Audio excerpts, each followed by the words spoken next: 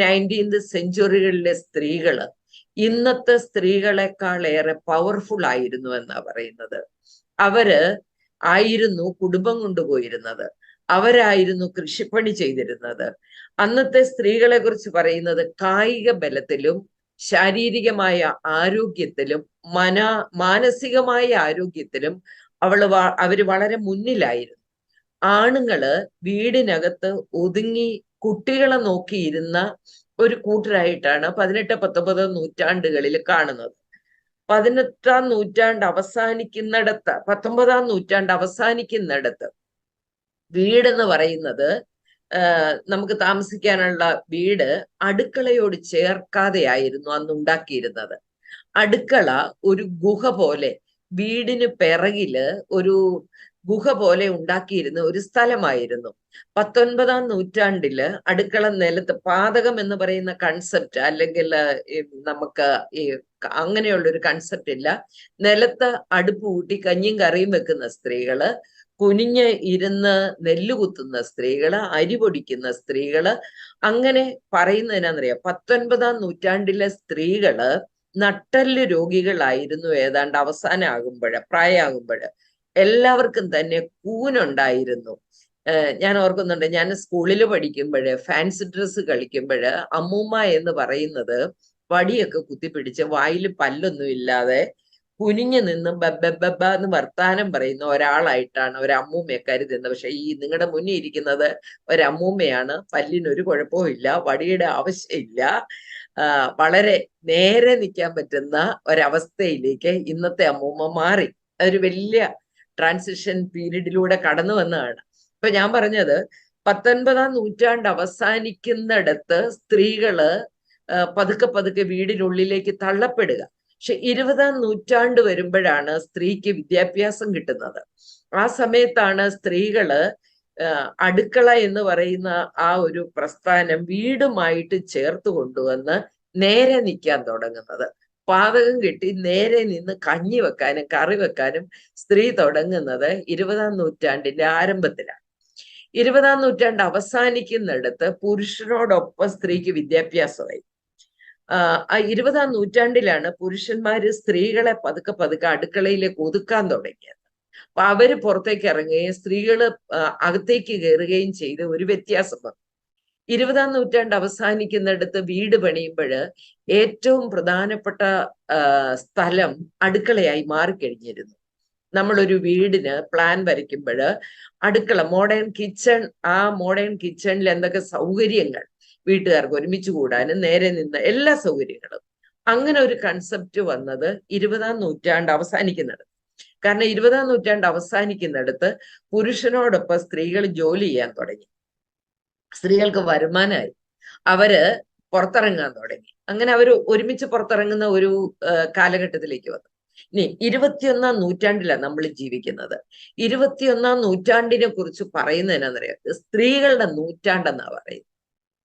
അതായത് സ്ത്രീകളുടെ നൂറ്റാണ്ടെന്ന് പറഞ്ഞാല് പുരുഷനേക്കാൾ ഏറെ സാലറി വാങ്ങിക്കുന്ന, പുരുഷനോടൊപ്പം തന്നെ എവിടെയും യാത്ര ചെയ്യാൻ പറ്റുന്ന, ഇനി ആണുങ്ങൾ ഇല്ലാതെ ചന്ദ്രനിൽ പോണോ അല്ലെങ്കിൽ ഏത് കാര്യങ്ങൾ ഏതും നമ്മുടെ കൈപ്പിടിയിൽ ഒതുക്കുമെന്ന് നമ്മള് പ്രൂവ് ചെയ്ത ഒരു നൂറ്റാണ്ടാണ് 21ാം നൂറ്റാണ്ട്.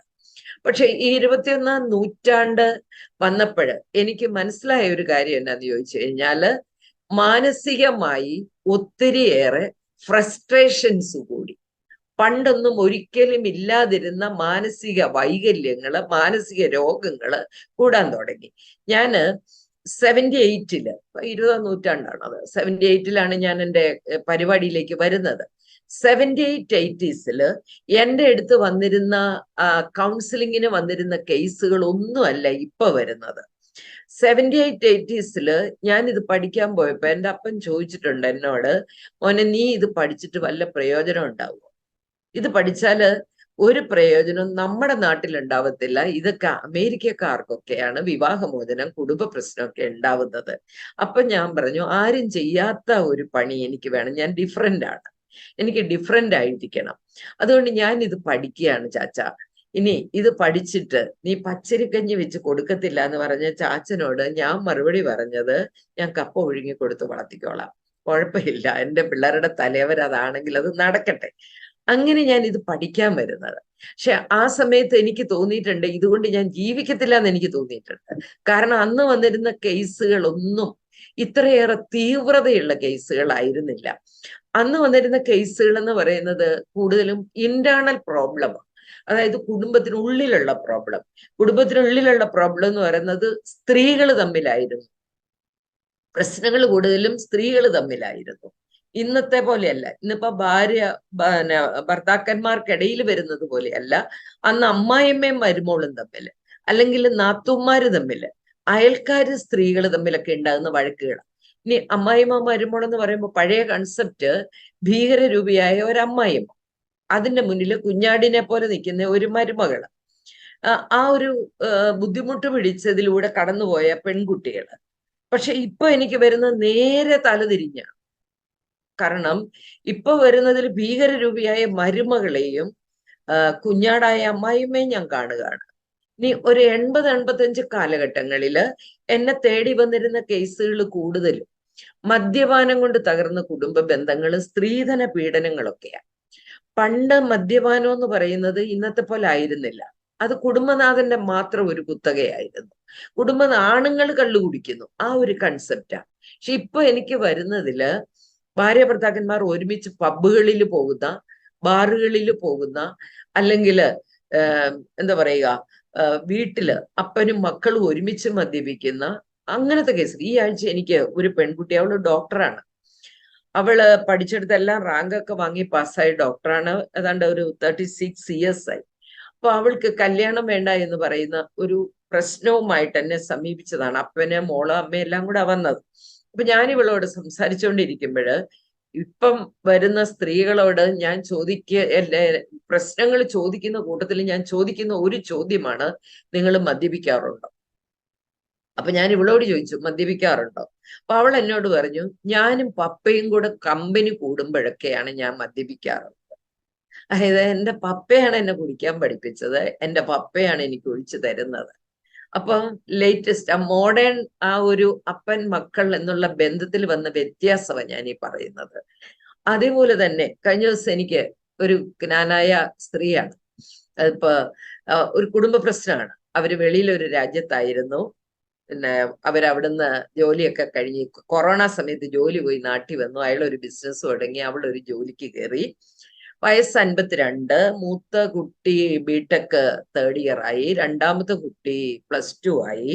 ഈ പുള്ളിക്കാരിക്ക് ഒരു ജോലി കിട്ടിയിരിക്കുന്നു കൊച്ചിയിൽ ജോലിക്ക് എന്നും പോകുന്ന ബസ്സിലെ ഡ്രൈവറുമായിട്ട് ഇവർ പ്രണയത്തിലാവുന്നു.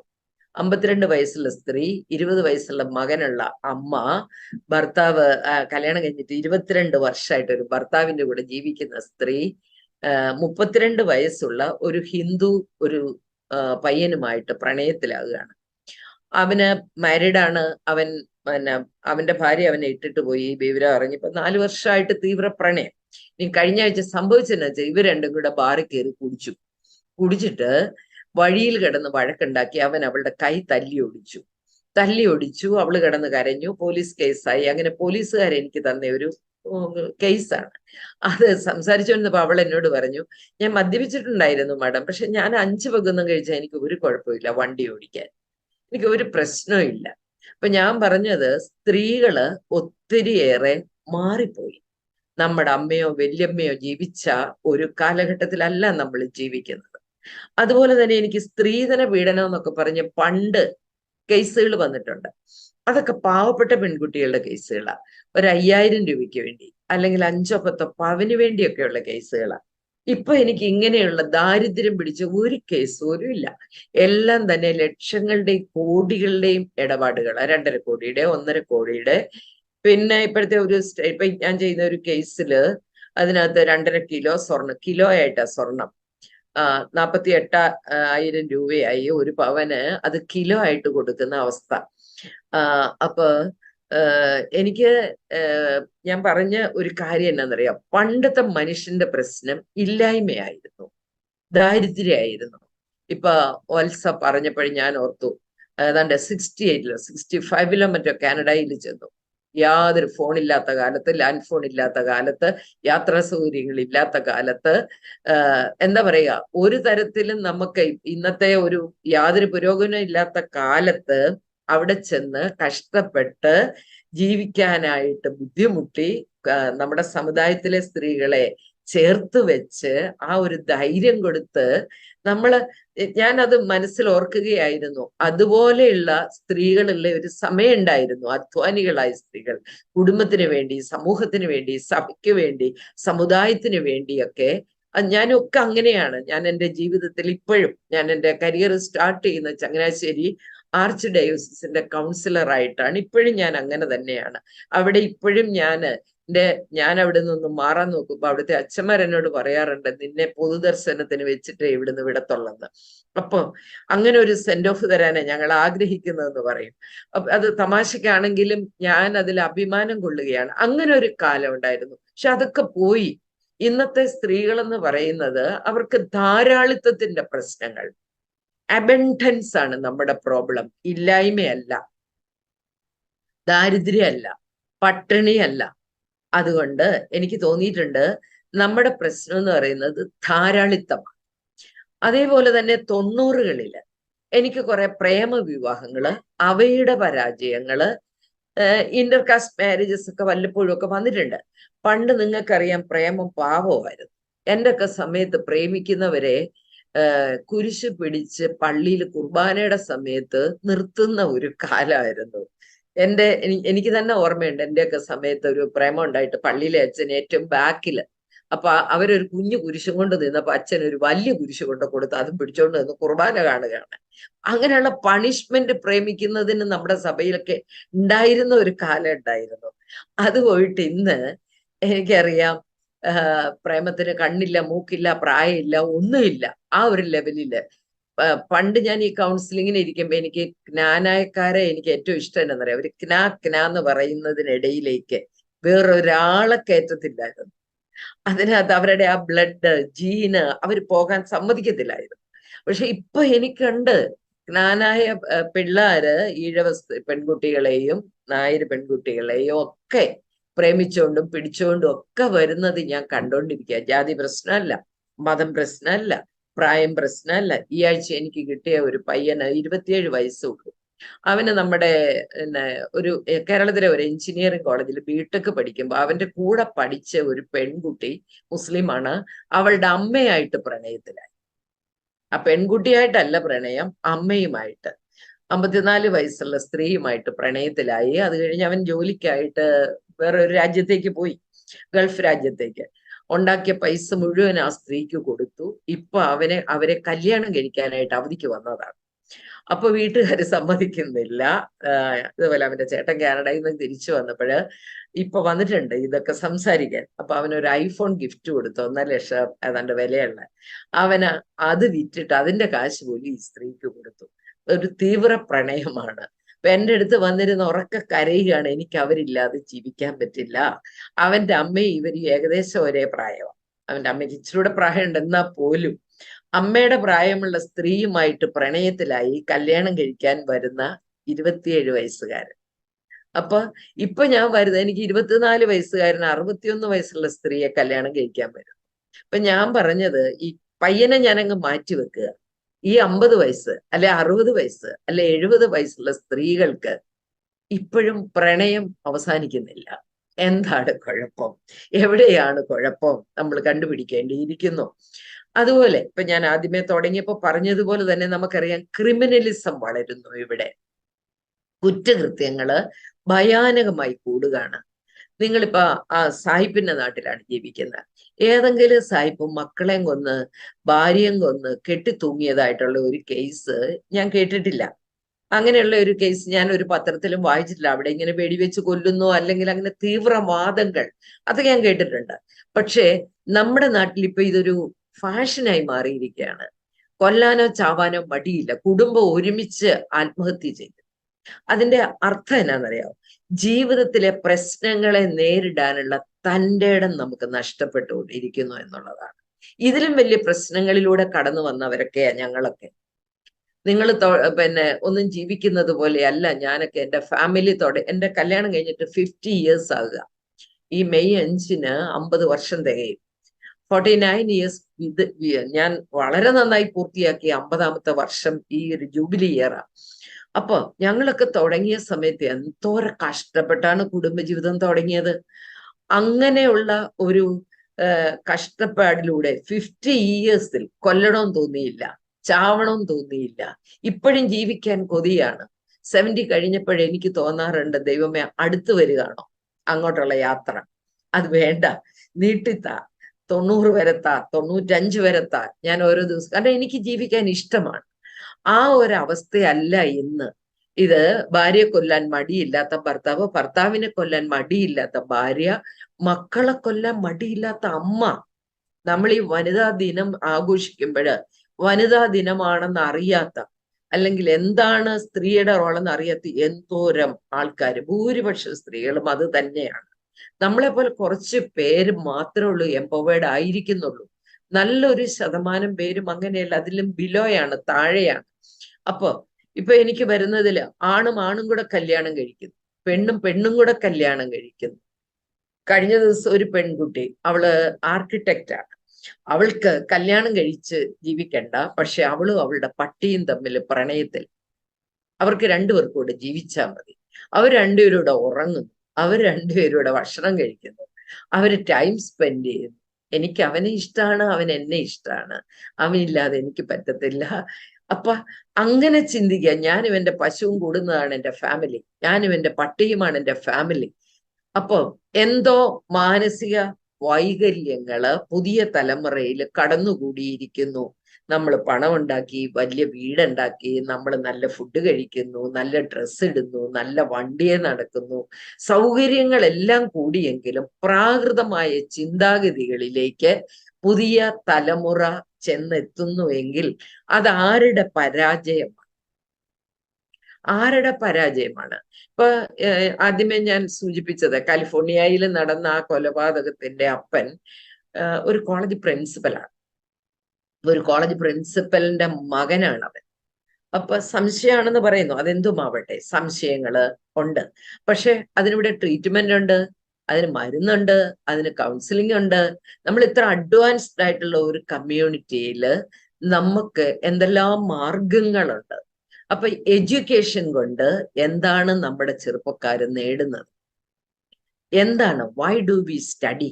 നമ്മൾ എന്തിനാ പഠിക്കുന്നത്? ജോലി കിട്ടാൻ പഠിച്ച് കാശുണ്ടാക്കാൻ പഠിക്കുന്ന തലമുറയായിട്ട് ഞാൻ കാണുകയാണ് പുതിയ തലമുറയെ. കാരണം ഇന്ന് പഠിക്കുന്ന കുട്ടികളെ തേടി ജോലി ഇങ്ങോട്ട് വരുന്ന കാലത്താണ് നമ്മൾ ജീവിക്കുന്നത്. ബിടെക്കോ എംടെക്കോ അല്ലെങ്കിൽ നമ്മള് നഴ്സിംഗോ എന്തോ ആവട്ടെ, നമ്മളൊരു 20, 22, 23 വയസ്സ് കഴിയുമ്പോൾ നല്ലൊരു പ്രൊഫഷണൽ കോഴ്സ് പഠിച്ചു കഴിഞ്ഞാൽ കൈ നിറയെ പൈസ വാങ്ങിക്കാൻ പറ്റുന്ന ഒരു ജോലി അല്ലെങ്കിൽ ഒരു പ്ലേസ്മെന്റ് ഉറപ്പാക്കാൻ പറ്റുന്ന ഒരു കാലഘട്ടം. പണ്ട് എൻ്റെ ഒക്കെ സമയത്ത് അങ്ങനൊന്നും അല്ല, പഠിച്ച ജോലിയൊന്നും കിട്ടത്തില്ല, ജോലിക്ക് വേണ്ടി ഇങ്ങനെ ഓടുന്ന കാലമായി. ഇപ്പൊ അങ്ങനല്ല, ജോലിക്ക് വേണ്ടി ഓടേണ്ട കാര്യമൊന്നുമില്ല, ഇച്ചിരി കഷ്ടപ്പെട്ട ജോലി കിട്ടും. അതായത് 20, 22, 23 വയസ്സുള്ള പിള്ളേരുടെ കൈ നിറയെ പൈസ വരുന്നു. 1,00,000 മേലെ സാലറി അല്ലെങ്കിൽ 50,000 മേൽ സാലറി നാട്ടിലെ ടെക്നോ പാർക്കിലോ ഇൻഫോസിസിലോ ഒക്കെ വരുന്നു. അപ്പൊ അങ്ങനെ വരുമ്പോൾ ഈ കുട്ടികളെ പഠിപ്പിച്ചു വലിയവരാക്കുന്നതിൽ നമ്മൾ വിജയിക്കുന്നുണ്ട്, പൈസ ഉണ്ടാക്കുന്നതിൽ അവര് വിജയിക്കുന്നുണ്ട്. ബട്ട് അവരുടെ ലൈഫ്, അവർക്ക് ജീവിക്കാൻ അറിയില്ല. ഡ്രഗ് അഡിക്ട്സ് ആയ പിള്ളേര്, മദ്യത്തിന് അടിമകളായ പിള്ളേര്, പെൺകുട്ടികൾ ആൺകുട്ടികൾ എന്ന് വ്യത്യാസമില്ലാതെ ലൈംഗികതയ്ക്ക് അടിമകളാകുന്നവര്, ഇതൊക്കെയാണ് സമൂഹത്തില് ഇപ്പോഴ് ഞാൻ കണ്ടുകൊണ്ടിരിക്കുന്നത്. അതായത് 45 ഇയേഴ്സ് കൊണ്ട് എനിക്ക് ഇത്രയേറെ വേദനകളും വിഷമങ്ങളും ഉണ്ടാക്കുന്ന കേസുകൾ ഉണ്ടാക്കിയ ഒരു കാലഘട്ടം ഇതിനു മുൻപില്ലായിരുന്നു. അപ്പൊ ഞാൻ ഇത് ഒരു ആമുഖമായിട്ട് ഇത് പറയുന്നത് എന്തിനാണെന്നറിയാം? ഞാൻ ഇതിനെക്കുറിച്ച് ചിന്തിക്കുമ്പോൾ ഇതിന്റെ പരാജയങ്ങളുടെ കാരണക്കാരെ കുറിച്ച് ചിന്തിക്കും. ഒരുപക്ഷെ ഞാനും നിങ്ങളും നമ്മളും ഒക്കെ ഇതിന്റെ കാരണക്കാരായി മാറുകയാണ്. കാരണം കുടുംബം എന്ന് പറയുന്ന സ്ഥാപനത്തിൽ ഒത്തിരിയേറെ മാറ്റങ്ങൾ വന്നു.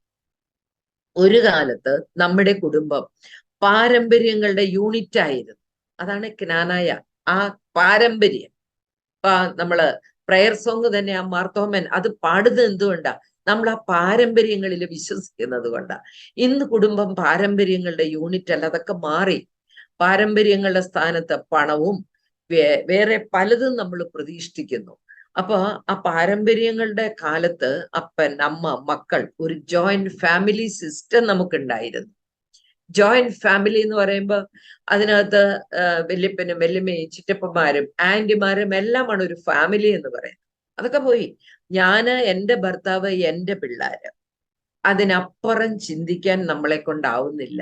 ഇപ്പൊ നാട്ടിലിരിക്കുന്ന മാതാപിതാക്കളെ ആവശ്യത്തിന് മാത്രം കൊണ്ടുപോകുന്ന മക്കളെയും ഞാൻ കാണുകയാണ്. അതായത് ഞാൻ ഈയിടെ എന്റെ പാസ്പോർട്ട് പുതുക്കാൻ വേണ്ടി നമ്മുടെ കോട്ടയത്തെ പാസ്പോർട്ട് ഓഫീസിൽ ഒന്ന് പോയതാ. അപ്പൊ നിങ്ങൾക്കറിയാം, ഞാൻ എവിടെ ചെന്നാലും എന്നെ അറിയുന്ന എന്റെ ക്ലാസ് കൂടി ആരെങ്കിലും രണ്ടുപേര് കാണും അതിനകത്ത്. അപ്പൊ ഞാൻ അവിടെ ക്യൂ നിൽക്കുന്ന ആൾക്കാരെ കണ്ടപ്പോ എല്ലാരും പ്രായമുള്ളവര്, അപ്പച്ചന്മാരും അമ്മച്ചിമാരും ഒക്കെയാണ് അവിടെ നിൽക്കുന്നത്. ഞാൻ അമ്മച്ചിയാണ് എന്നാ പോലും എല്ലാരും തന്നെ ക്യൂവിൽ ഇങ്ങനെ നിൽക്കുന്ന കണ്ടപ്പോ എന്റെ ഒരു സുഹൃത്ത് അതിനകത്തുണ്ട്, ജോലി ചെയ്യുന്ന ആളാ. അപ്പൊ പുള്ളിയോട് ഞാൻ ചോദിച്ചു, മുഴുവൻ അപ്പച്ചന്മാരും അമ്മച്ചും. അന്നേരം എന്നോട് പറഞ്ഞു, അതെ, വെളിയിലുള്ള മക്കള് കൊച്ചുങ്ങളെ നോക്കാനും വീട്ടുകാരെ നോക്കാനുമായിട്ട് കൊണ്ടുപോകാനായിട്ട് പാസ്പോർട്ട് എടുക്കാനും പാസ്പോർട്ട് ശരിയാക്കാനും നിൽക്കുന്നവരാണ് ഇവരൊക്കെ. അപ്പൊ എനിക്ക് മനസ്സിലായത് എന്താണെന്നറിയാമോ? മാതാപിതാക്കളെ മക്കള് ആവശ്യം കഴിയുമ്പോ പിന്നെ കൊണ്ട് വിടുന്നത് വേറൊരു സ്ഥലത്തേക്കാണ്. അപ്പൊ അങ്ങനെ ഒരു വ്യത്യാസം നമുക്ക് വരികയാണ്. പണ്ടത്തെ ജോയിന്റ് ഫാമിലി എന്ന് പറയുന്നത് അങ്ങനല്ല. വല്യപ്പൻ, വല്യമ്മ എല്ലാം കൂടെ കൂടുന്നതാണ് ഫാമിലി. അത് പോയി ഇന്ന് ഞാന്, എന്റെ ഭർത്താവ്, എന്റെ മക്കള്. ആദ്യകാലത്ത് 3 പിള്ളേരെന്നൊരു ഇടപാടുണ്ടായിരുന്നു. പിന്നെ അത് പോയി. നമ്മൾ 2, നമുക്ക് 2ആയി, അത് പോയി. നാം 1, നമുക്കൊന്നായി, അത് പോയി. അപ്പൊ ഇപ്പൊ പിള്ളേര് വേണ്ട എന്ന് വിചാരിക്കുന്നവർ.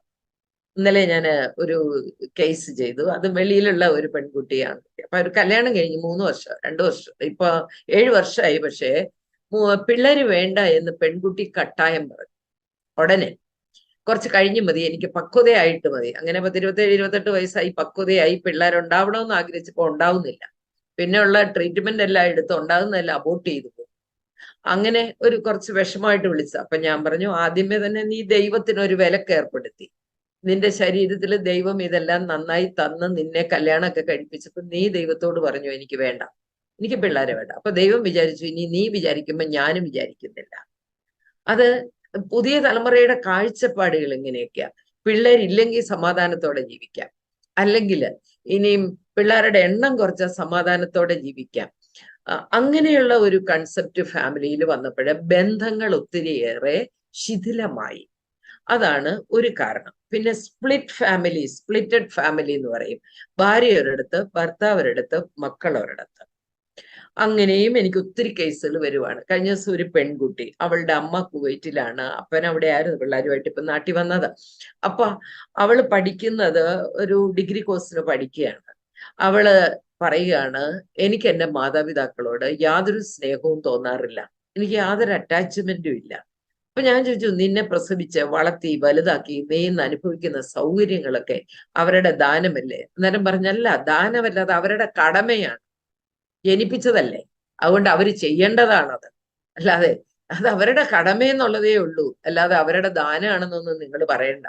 അവൾക്ക് പുറത്തു പോകണം, അതിന് എന്നോട് പറയും. അപ്പൊ ഞാൻ ചോദിച്ചു, ഈ അമ്മ കുവൈറ്റിൽ നിന്ന് ജോലി ചെയ്യുന്നത് നിന്നെ പഠിപ്പിക്കാനും നിന്നെ പുറത്തു വിടാനും. അപ്പൊ നിനക്ക് എവിടെ, കാനഡ എവിടെ പോണെങ്കിലും 10, 35, 40 ലക്ഷം രൂപയെങ്കിലും ആ സ്ത്രീ ഉണ്ടാക്കണ്ടേ?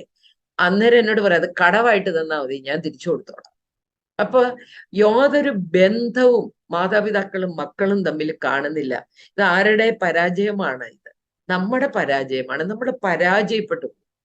നമ്മൾ ബാക്കിയെല്ലാം ഉണ്ടാക്കി വരുമ്പോൾ, പ്രിയപ്പെട്ടവരെ, നമ്മുടെ കുടുംബ ബന്ധങ്ങളില് മക്കളെ അല്ലെങ്കിൽ ഭർത്താവിനെ ചേർത്ത് നിർത്തി ഒരു നല്ല കുടുംബാന്തരീക്ഷം ഉണ്ടാക്കുന്നതിൽ ധാരാളം പേര് പരാജയപ്പെട്ടു പോകുന്നുണ്ട്.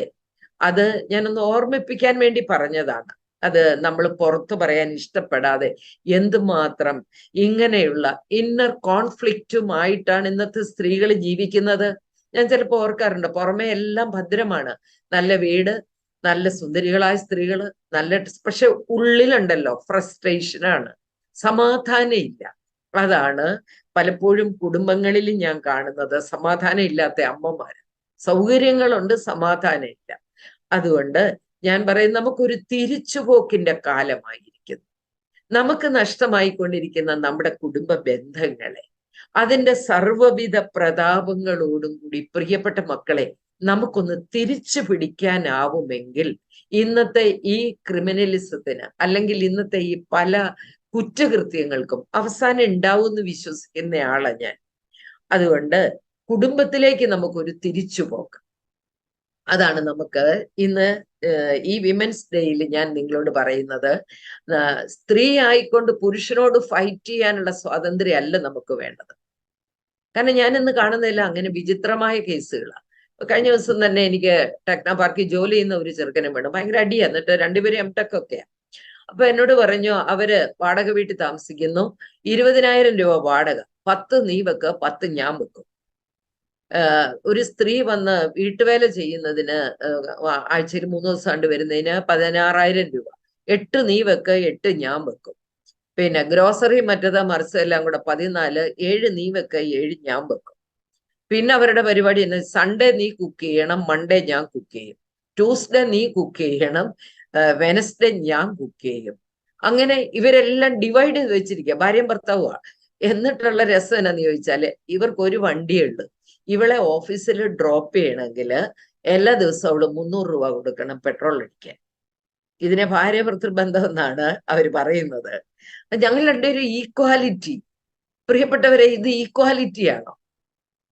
ഇത് ഈക്വാലിറ്റി ഒന്നും അല്ല. നമ്മുടെ അമ്മയപ്പനും ഇങ്ങനെയായിരുന്നു. രാവിലെ മൺഡേ നീ കുക്ക് ചെയ്യുക, സൺഡേ ഞാൻ കുക്ക് ചെയ്യാം എന്നും പറഞ്ഞാണോ നമ്മുടെ അമ്മയപ്പനും ഒക്കെ നമ്മളെ വളർത്തിയത്? പുതിയ തലമുറ കാണുന്ന ഇങ്ങനെയൊക്കെയാണ്. ഈക്വാലിറ്റി എന്ന് പറയുന്നത് ഇതാണ്. അതായത് എന്റെ പൈസ നിന്റെ പൈസ, എന്റെ കാർഡ് നിന്റെ കാർഡ്, ഞാനും നീയും ഒന്നാണെന്നുള്ള ആ കൺസെപ്റ്റിലേക്ക് ഫാമിലി വരാതെ, ഞാനും നീയും ജോലി ചെയ്യുന്നു, ഞാനും നീയും തമ്മിൽ എന്താ വ്യത്യാസം, ഞാനും കാശുണ്ടാക്കുന്നു, നീയും കാശുണ്ടാക്കുന്നു, അങ്ങനെയുള്ള ഒരു കൺസെപ്റ്റ് വരുമ്പോൾ കുടുംബത്തിന്റെ ആ ബന്ധങ്ങളില് ഉലച്ചില് വരുന്നതായിട്ട് ഞാൻ പറയുകയാണ്, ഞാൻ കാണുകയാണ്. അപ്പോ ഞാൻ പറഞ്ഞ ഒരു കാര്യം എന്താന്ന് ചോദിച്ചു കഴിഞ്ഞാല്, കുടുംബം എന്ന് പറയുന്നത് സമൂഹത്തിന്റെ ബേസിക് യൂണിറ്റ് ആണ്, അടിസ്ഥാന ശിലയാണ്. അവിടെ ഒരു തീവ്രത ബന്ധത്തിന്, ഒരു പ്രണയം, ഒരു ഇന്റിമസി, ഒരു റൊമാൻസ്, ഇതൊക്കെ ഇപ്പൊ നഷ്ടപ്പെട്ടു പോവുക. സെക്സ് ഇല്ല, റൊമാൻസ് ഇല്ല, പ്രണയം ഇല്ല. പക്ഷെ പുറമെ എല്ലാം ഉണ്ട്, കാറുണ്ട്, വീടുണ്ട്, എല്ലാം ഉണ്ട്. ഉള്ളിൽ വേണ്ട പലതും ഇല്ല. അതാണ് ഞാൻ പലപ്പോഴും ഈ കൗൺസിലിങ്ങിലൂടെ പുറത്തൊക്കെ ഉള്ളവരിൽ ഇത് തന്നെയാണ് ഞാൻ കാണുന്നത്. 1.5 വർഷമായിട്ട് ബന്ധമില്ല, 3 വർഷമായിട്ട് ബന്ധമില്ല, സെക്സ് ഇല്ല, കെട്ടിപ്പിടിക്കുന്നില്ല, സ്നേഹമില്ല, ഒരുമിച്ച് കിടക്കുന്നില്ല. അങ്ങനെ എനിക്കറിയില്ല, ഇതൊന്നും പുറത്തു പറയാത്ത രഹസ്യങ്ങളാ. അപ്പൊ കുടുംബത്തെ നമുക്ക് എങ്ങനെയാണ് ഒരു സ്നേഹ നികേതനമാക്കി മാറ്റാൻ പറ്റുന്നത്? അമ്മ എന്ന നിലയിൽ, ഭാര്യ എന്ന നിലയിൽ നമുക്ക് നമ്മുടെ ഒരു എന്താ നമുക്കൊരു ഇൻപുട്ട് അവിടെ ഇടാൻ പറ്റുന്നത്? അതാണ് നമുക്ക് ചിന്തിക്കേണ്ടത്. അതുകൊണ്ട് മനുഷ്യൻ എന്ന് പറയുന്നത് ശരീരം, മനസ്സ്, ആത്മാവ്, ഇത് 3 കൂടുന്നതാണ്. ശരീരം എന്ന് പറയുന്നത് ഈ കാണുന്ന സാധനം, അതിനെ നമ്മൾ ഭംഗിയായി കൊണ്ടു നടക്കും, കുളിപ്പിച്ച് പൗഡറൊക്കെ ഇടിപ്പിച്ച് നല്ല സ്റ്റൈലിൽ കൊണ്ടു നടക്കും. പക്ഷെ നമുക്കറിയാലോ, ഏറിയാൽ എത്രയാ ആയുസിന്റെ ദൈർഘ്യം? എറിയാൽ എറിയാൽ ആയുസിന്റെ ദൈർഘ്യം എത്രയാ? സിമി, എത്ര ഉണ്ടായിരിക്കും? 70, 80? അത്രയും പോരെന്നാണ് എന്റെ വിചാരം. 80. ഈയിടെ ലോകാരോഗ്യ സംഘടനയുടെ ഒരു പഠനം, അത് നിങ്ങൾ സ്ത്രീകൾ അറിയണം. അവരുടെ പഠനം അനുസരിച്ച് 65 വരെ യൗവനം. ഓക്കെ, 66 മുതൽ 80 വരെ മിഡിൽ ഏജ് ആണ്. ഓക്കെ, 81 മുതൽ വാർദ്ധക്യം തുടങ്ങും. പിടികിട്ടിയോ? ഇപ്പൊ എല്ലാവർക്കും സന്തോഷായില്ലേ? ഞാനത് വായിച്ചു തന്നോട്ട് ഭയങ്കര ഹാപ്പിയാണ്. കാരണം ഇപ്പോഴും ഞാന് മിഡിൽ ഏജിലായതേ, വാർദ്ധക്യത്തിലായിട്ടില്ല. അപ്പൊ ഇനി ഒരു 90 വരെയൊക്കെ നമുക്ക് പിടിക്കാം, 85, 90 ആക്കാം. വേറെ സുപ്രീം കോടതിയുടെ ഒരു വിധി ഈയിടെ ഒരു കേസിൽ വന്നു. 50 വയസ്സുള്ള സ്ത്രീയെ കിളവി എന്ന് വിളിച്ചാൽ അയാൾ അകത്താണ്, അയാളുടെ പേര് കേസെടുക്കും. 50 വയസ്സുള്ള സ്ത്രീയെ കിളവി എന്ന് വിളിക്കാൻ പാടില്ല, മുതുക്കിന്ന് വിളിക്കാൻ പാടില്ല, കാരണം അവർ യുവതിയാണ്. അപ്പൊ നമുക്ക് ആയുസിന്റെ ദൈർഘ്യം ഇച്ചിരി കൂടെ കൂട്ടാം അല്ലേ? 80ൽ നിന്ന് അത് കുറച്ചുകൂടെ കൂട്ടി 85, 90. പക്ഷെ അത്രയും വർഷം ജീവിക്കാനുള്ള പരാക്രമമാണോ മനുഷ്യൻ കാണിക്കുന്നത്? അല്ല. മനുഷ്യനിൽ ആസക്തികൾ കൂടി. എന്തിനോടൊക്കെ? കള്ള്, പെണ്ണ്, ഡ്രഗ്. നമുക്കറിയാം നമ്മളിലുണ്ട് ചില ആസക്തികൾ. ചിലപ്പോൾ ഡ്രസ്സിനോട് ആസക്തി, അല്ലെങ്കിൽ ഡയമണ്ടിനോട് ആസക്തി, ചിലർക്ക് ഹാൻഡ് ബാഗുകളോട് ആസക്തി. സത്യം പറഞ്ഞാൽ എനിക്ക് ഒത്തിരി ഇഷ്ടമാണ്, ഹാൻഡ് ബാഗുകൾ ഇഷ്ടമാണ്. ഞാൻ കളക്ട് ചെയ്യാറുണ്ട്, കാരണം ഒത്തിരി ട്രാവൽ ചെയ്യുന്നുണ്ട്, എനിക്ക് ഒത്തിരി ബാഗുകൾ ഇഷ്ടമാണ്. എന്ന് പറഞ്ഞാല് നമുക്ക് ചില ആസക്തികൾ കൂടിയിരിക്കുകയാണ്. നമ്മുടെ അലമാരയിൽ വെക്കാനിടയില്ലാതെ നമ്മൾ ഒരു വർഷമായി 2 വർഷമായി ഉപയോഗിക്കാത്ത എന്തുമാത്രം ഡ്രസ്സുകൾ പലരുടെയും അലമാരകളിൽ. ടാഗ് പൊട്ടിക്കാതെ ഓൺലൈനിൽ വാങ്ങിച്ച് അലമാരയുടെ അടിയിലേക്ക് ഡംപ് ചെയ്തിരിക്കുന്ന എത്രയോ ഡ്രസ്സുകൾ. ഇതൊക്കെ ഉണ്ട്. അതെ, ഞാനും ചിലപ്പോഴ് എൻ്റെ കൊച്ചു മരുമോള്, വലിയ മരുമോളുടെ അലമാരയിൽ അങ്ങനെ ഒന്നും കാണില്ല. തപ്പുമ്പോ ഞാൻ പറയും, മോനെ ഇത് ടാഗ് പോലും പൊട്ടിച്ചിട്ടില്ല. അത് ഇട്ട് നോക്കിയിട്ട് ശരിയായില്ലമ്മ, അപ്പൊ തിരിച്ചു കൊടുക്കാൻ പാടില്ലായിരുന്നു. അത് അന്നേരം പറ്റിയില്ല, പിന്നെ അതവിടെ കിടക്കട്ടെ, നമുക്ക് ആർക്കെങ്കിലും കൊടുക്ക. എന്നാ കൊടുക്ക്, പുതിയതായിട്ട് കൊടുക്കുക, പഴയതായിട്ട് കൊടുക്കാതെ. അപ്പൊ ഞാൻ പറഞ്ഞ എന്നറിയോ, ഓരോരുത്തർക്കും ഓരോതരം ആസക്തിയാണ്, പലതരം ആസക്തിയാണ്. അപ്പോ സ്ത്രീകളില് ഇങ്ങനെയുള്ള ആസക്തികൾ ഒത്തിരി കൂടിയിട്ടുണ്ട്. ഇതെല്ലാം വേണം, വേണ്ടെന്ന് ഞാൻ പറയില്ല, എല്ലാം വേണം. രണ്ടാമത്തത് ആത്മാവാണ്. ദൈവത്തിന്റെ നമ്മളിലെ അംശമാണ് ആത്മാവെന്നും മരണശേഷം ഈ ആത്മാവ് ദൈവത്തോട് ചേരുമെന്നും എല്ലാ മതങ്ങളും പഠിപ്പിക്കും. ബട്ട് അതിനുള്ള സ്പിരിച്വാലിറ്റി നമുക്കുണ്ടോ? എന്നെ കേൾക്കുന്ന എല്ലാ സ്ത്രീകളോടും ഞാൻ ചോദിക്കുകയാണ്, നമ്മുടെ ആത്മീയതയുടെ ലെവൽ എവിടെയാണ്? പ്രശ്നങ്ങൾ വരുമ്പോൾ ദൈവത്തെ തേടിപ്പോകുന്ന ഒരു സ്ഥിതി പലപ്പോഴും ഞാൻ കാണാറുണ്ട്. പിന്നെ എനിക്ക് തോന്നാറുണ്ട്, നിങ്ങള് പുറത്തുള്ളവരില് ആത്മീയത കുറവൊന്നുമല്ല.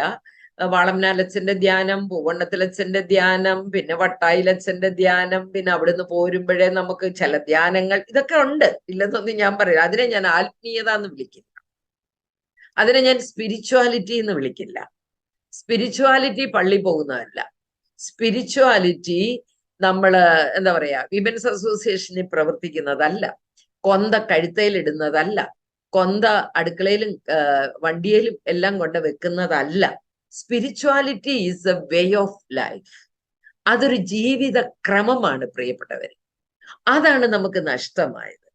നാട്ടിലുള്ള അമ്മായിയമ്മയോട് ഫോണിൽ പോലും സംസാരിക്കാതെ, ഒരു വീഡിയോ കോളിൽ സംസാരിക്കാതെ, അല്ലെങ്കിൽ നാട്ടിലുള്ള മാതാപിതാക്കളെ മക്കളെ ഒന്ന് കാണിക്കാൻ പോലും അനുവദിക്കാതെ വളർത്തുന്ന എത്രയോ സ്ത്രീകളെ എനിക്കറിയാം, എത്രയോ പെൺകുട്ടികളെ എനിക്കറിയാം. വാശി.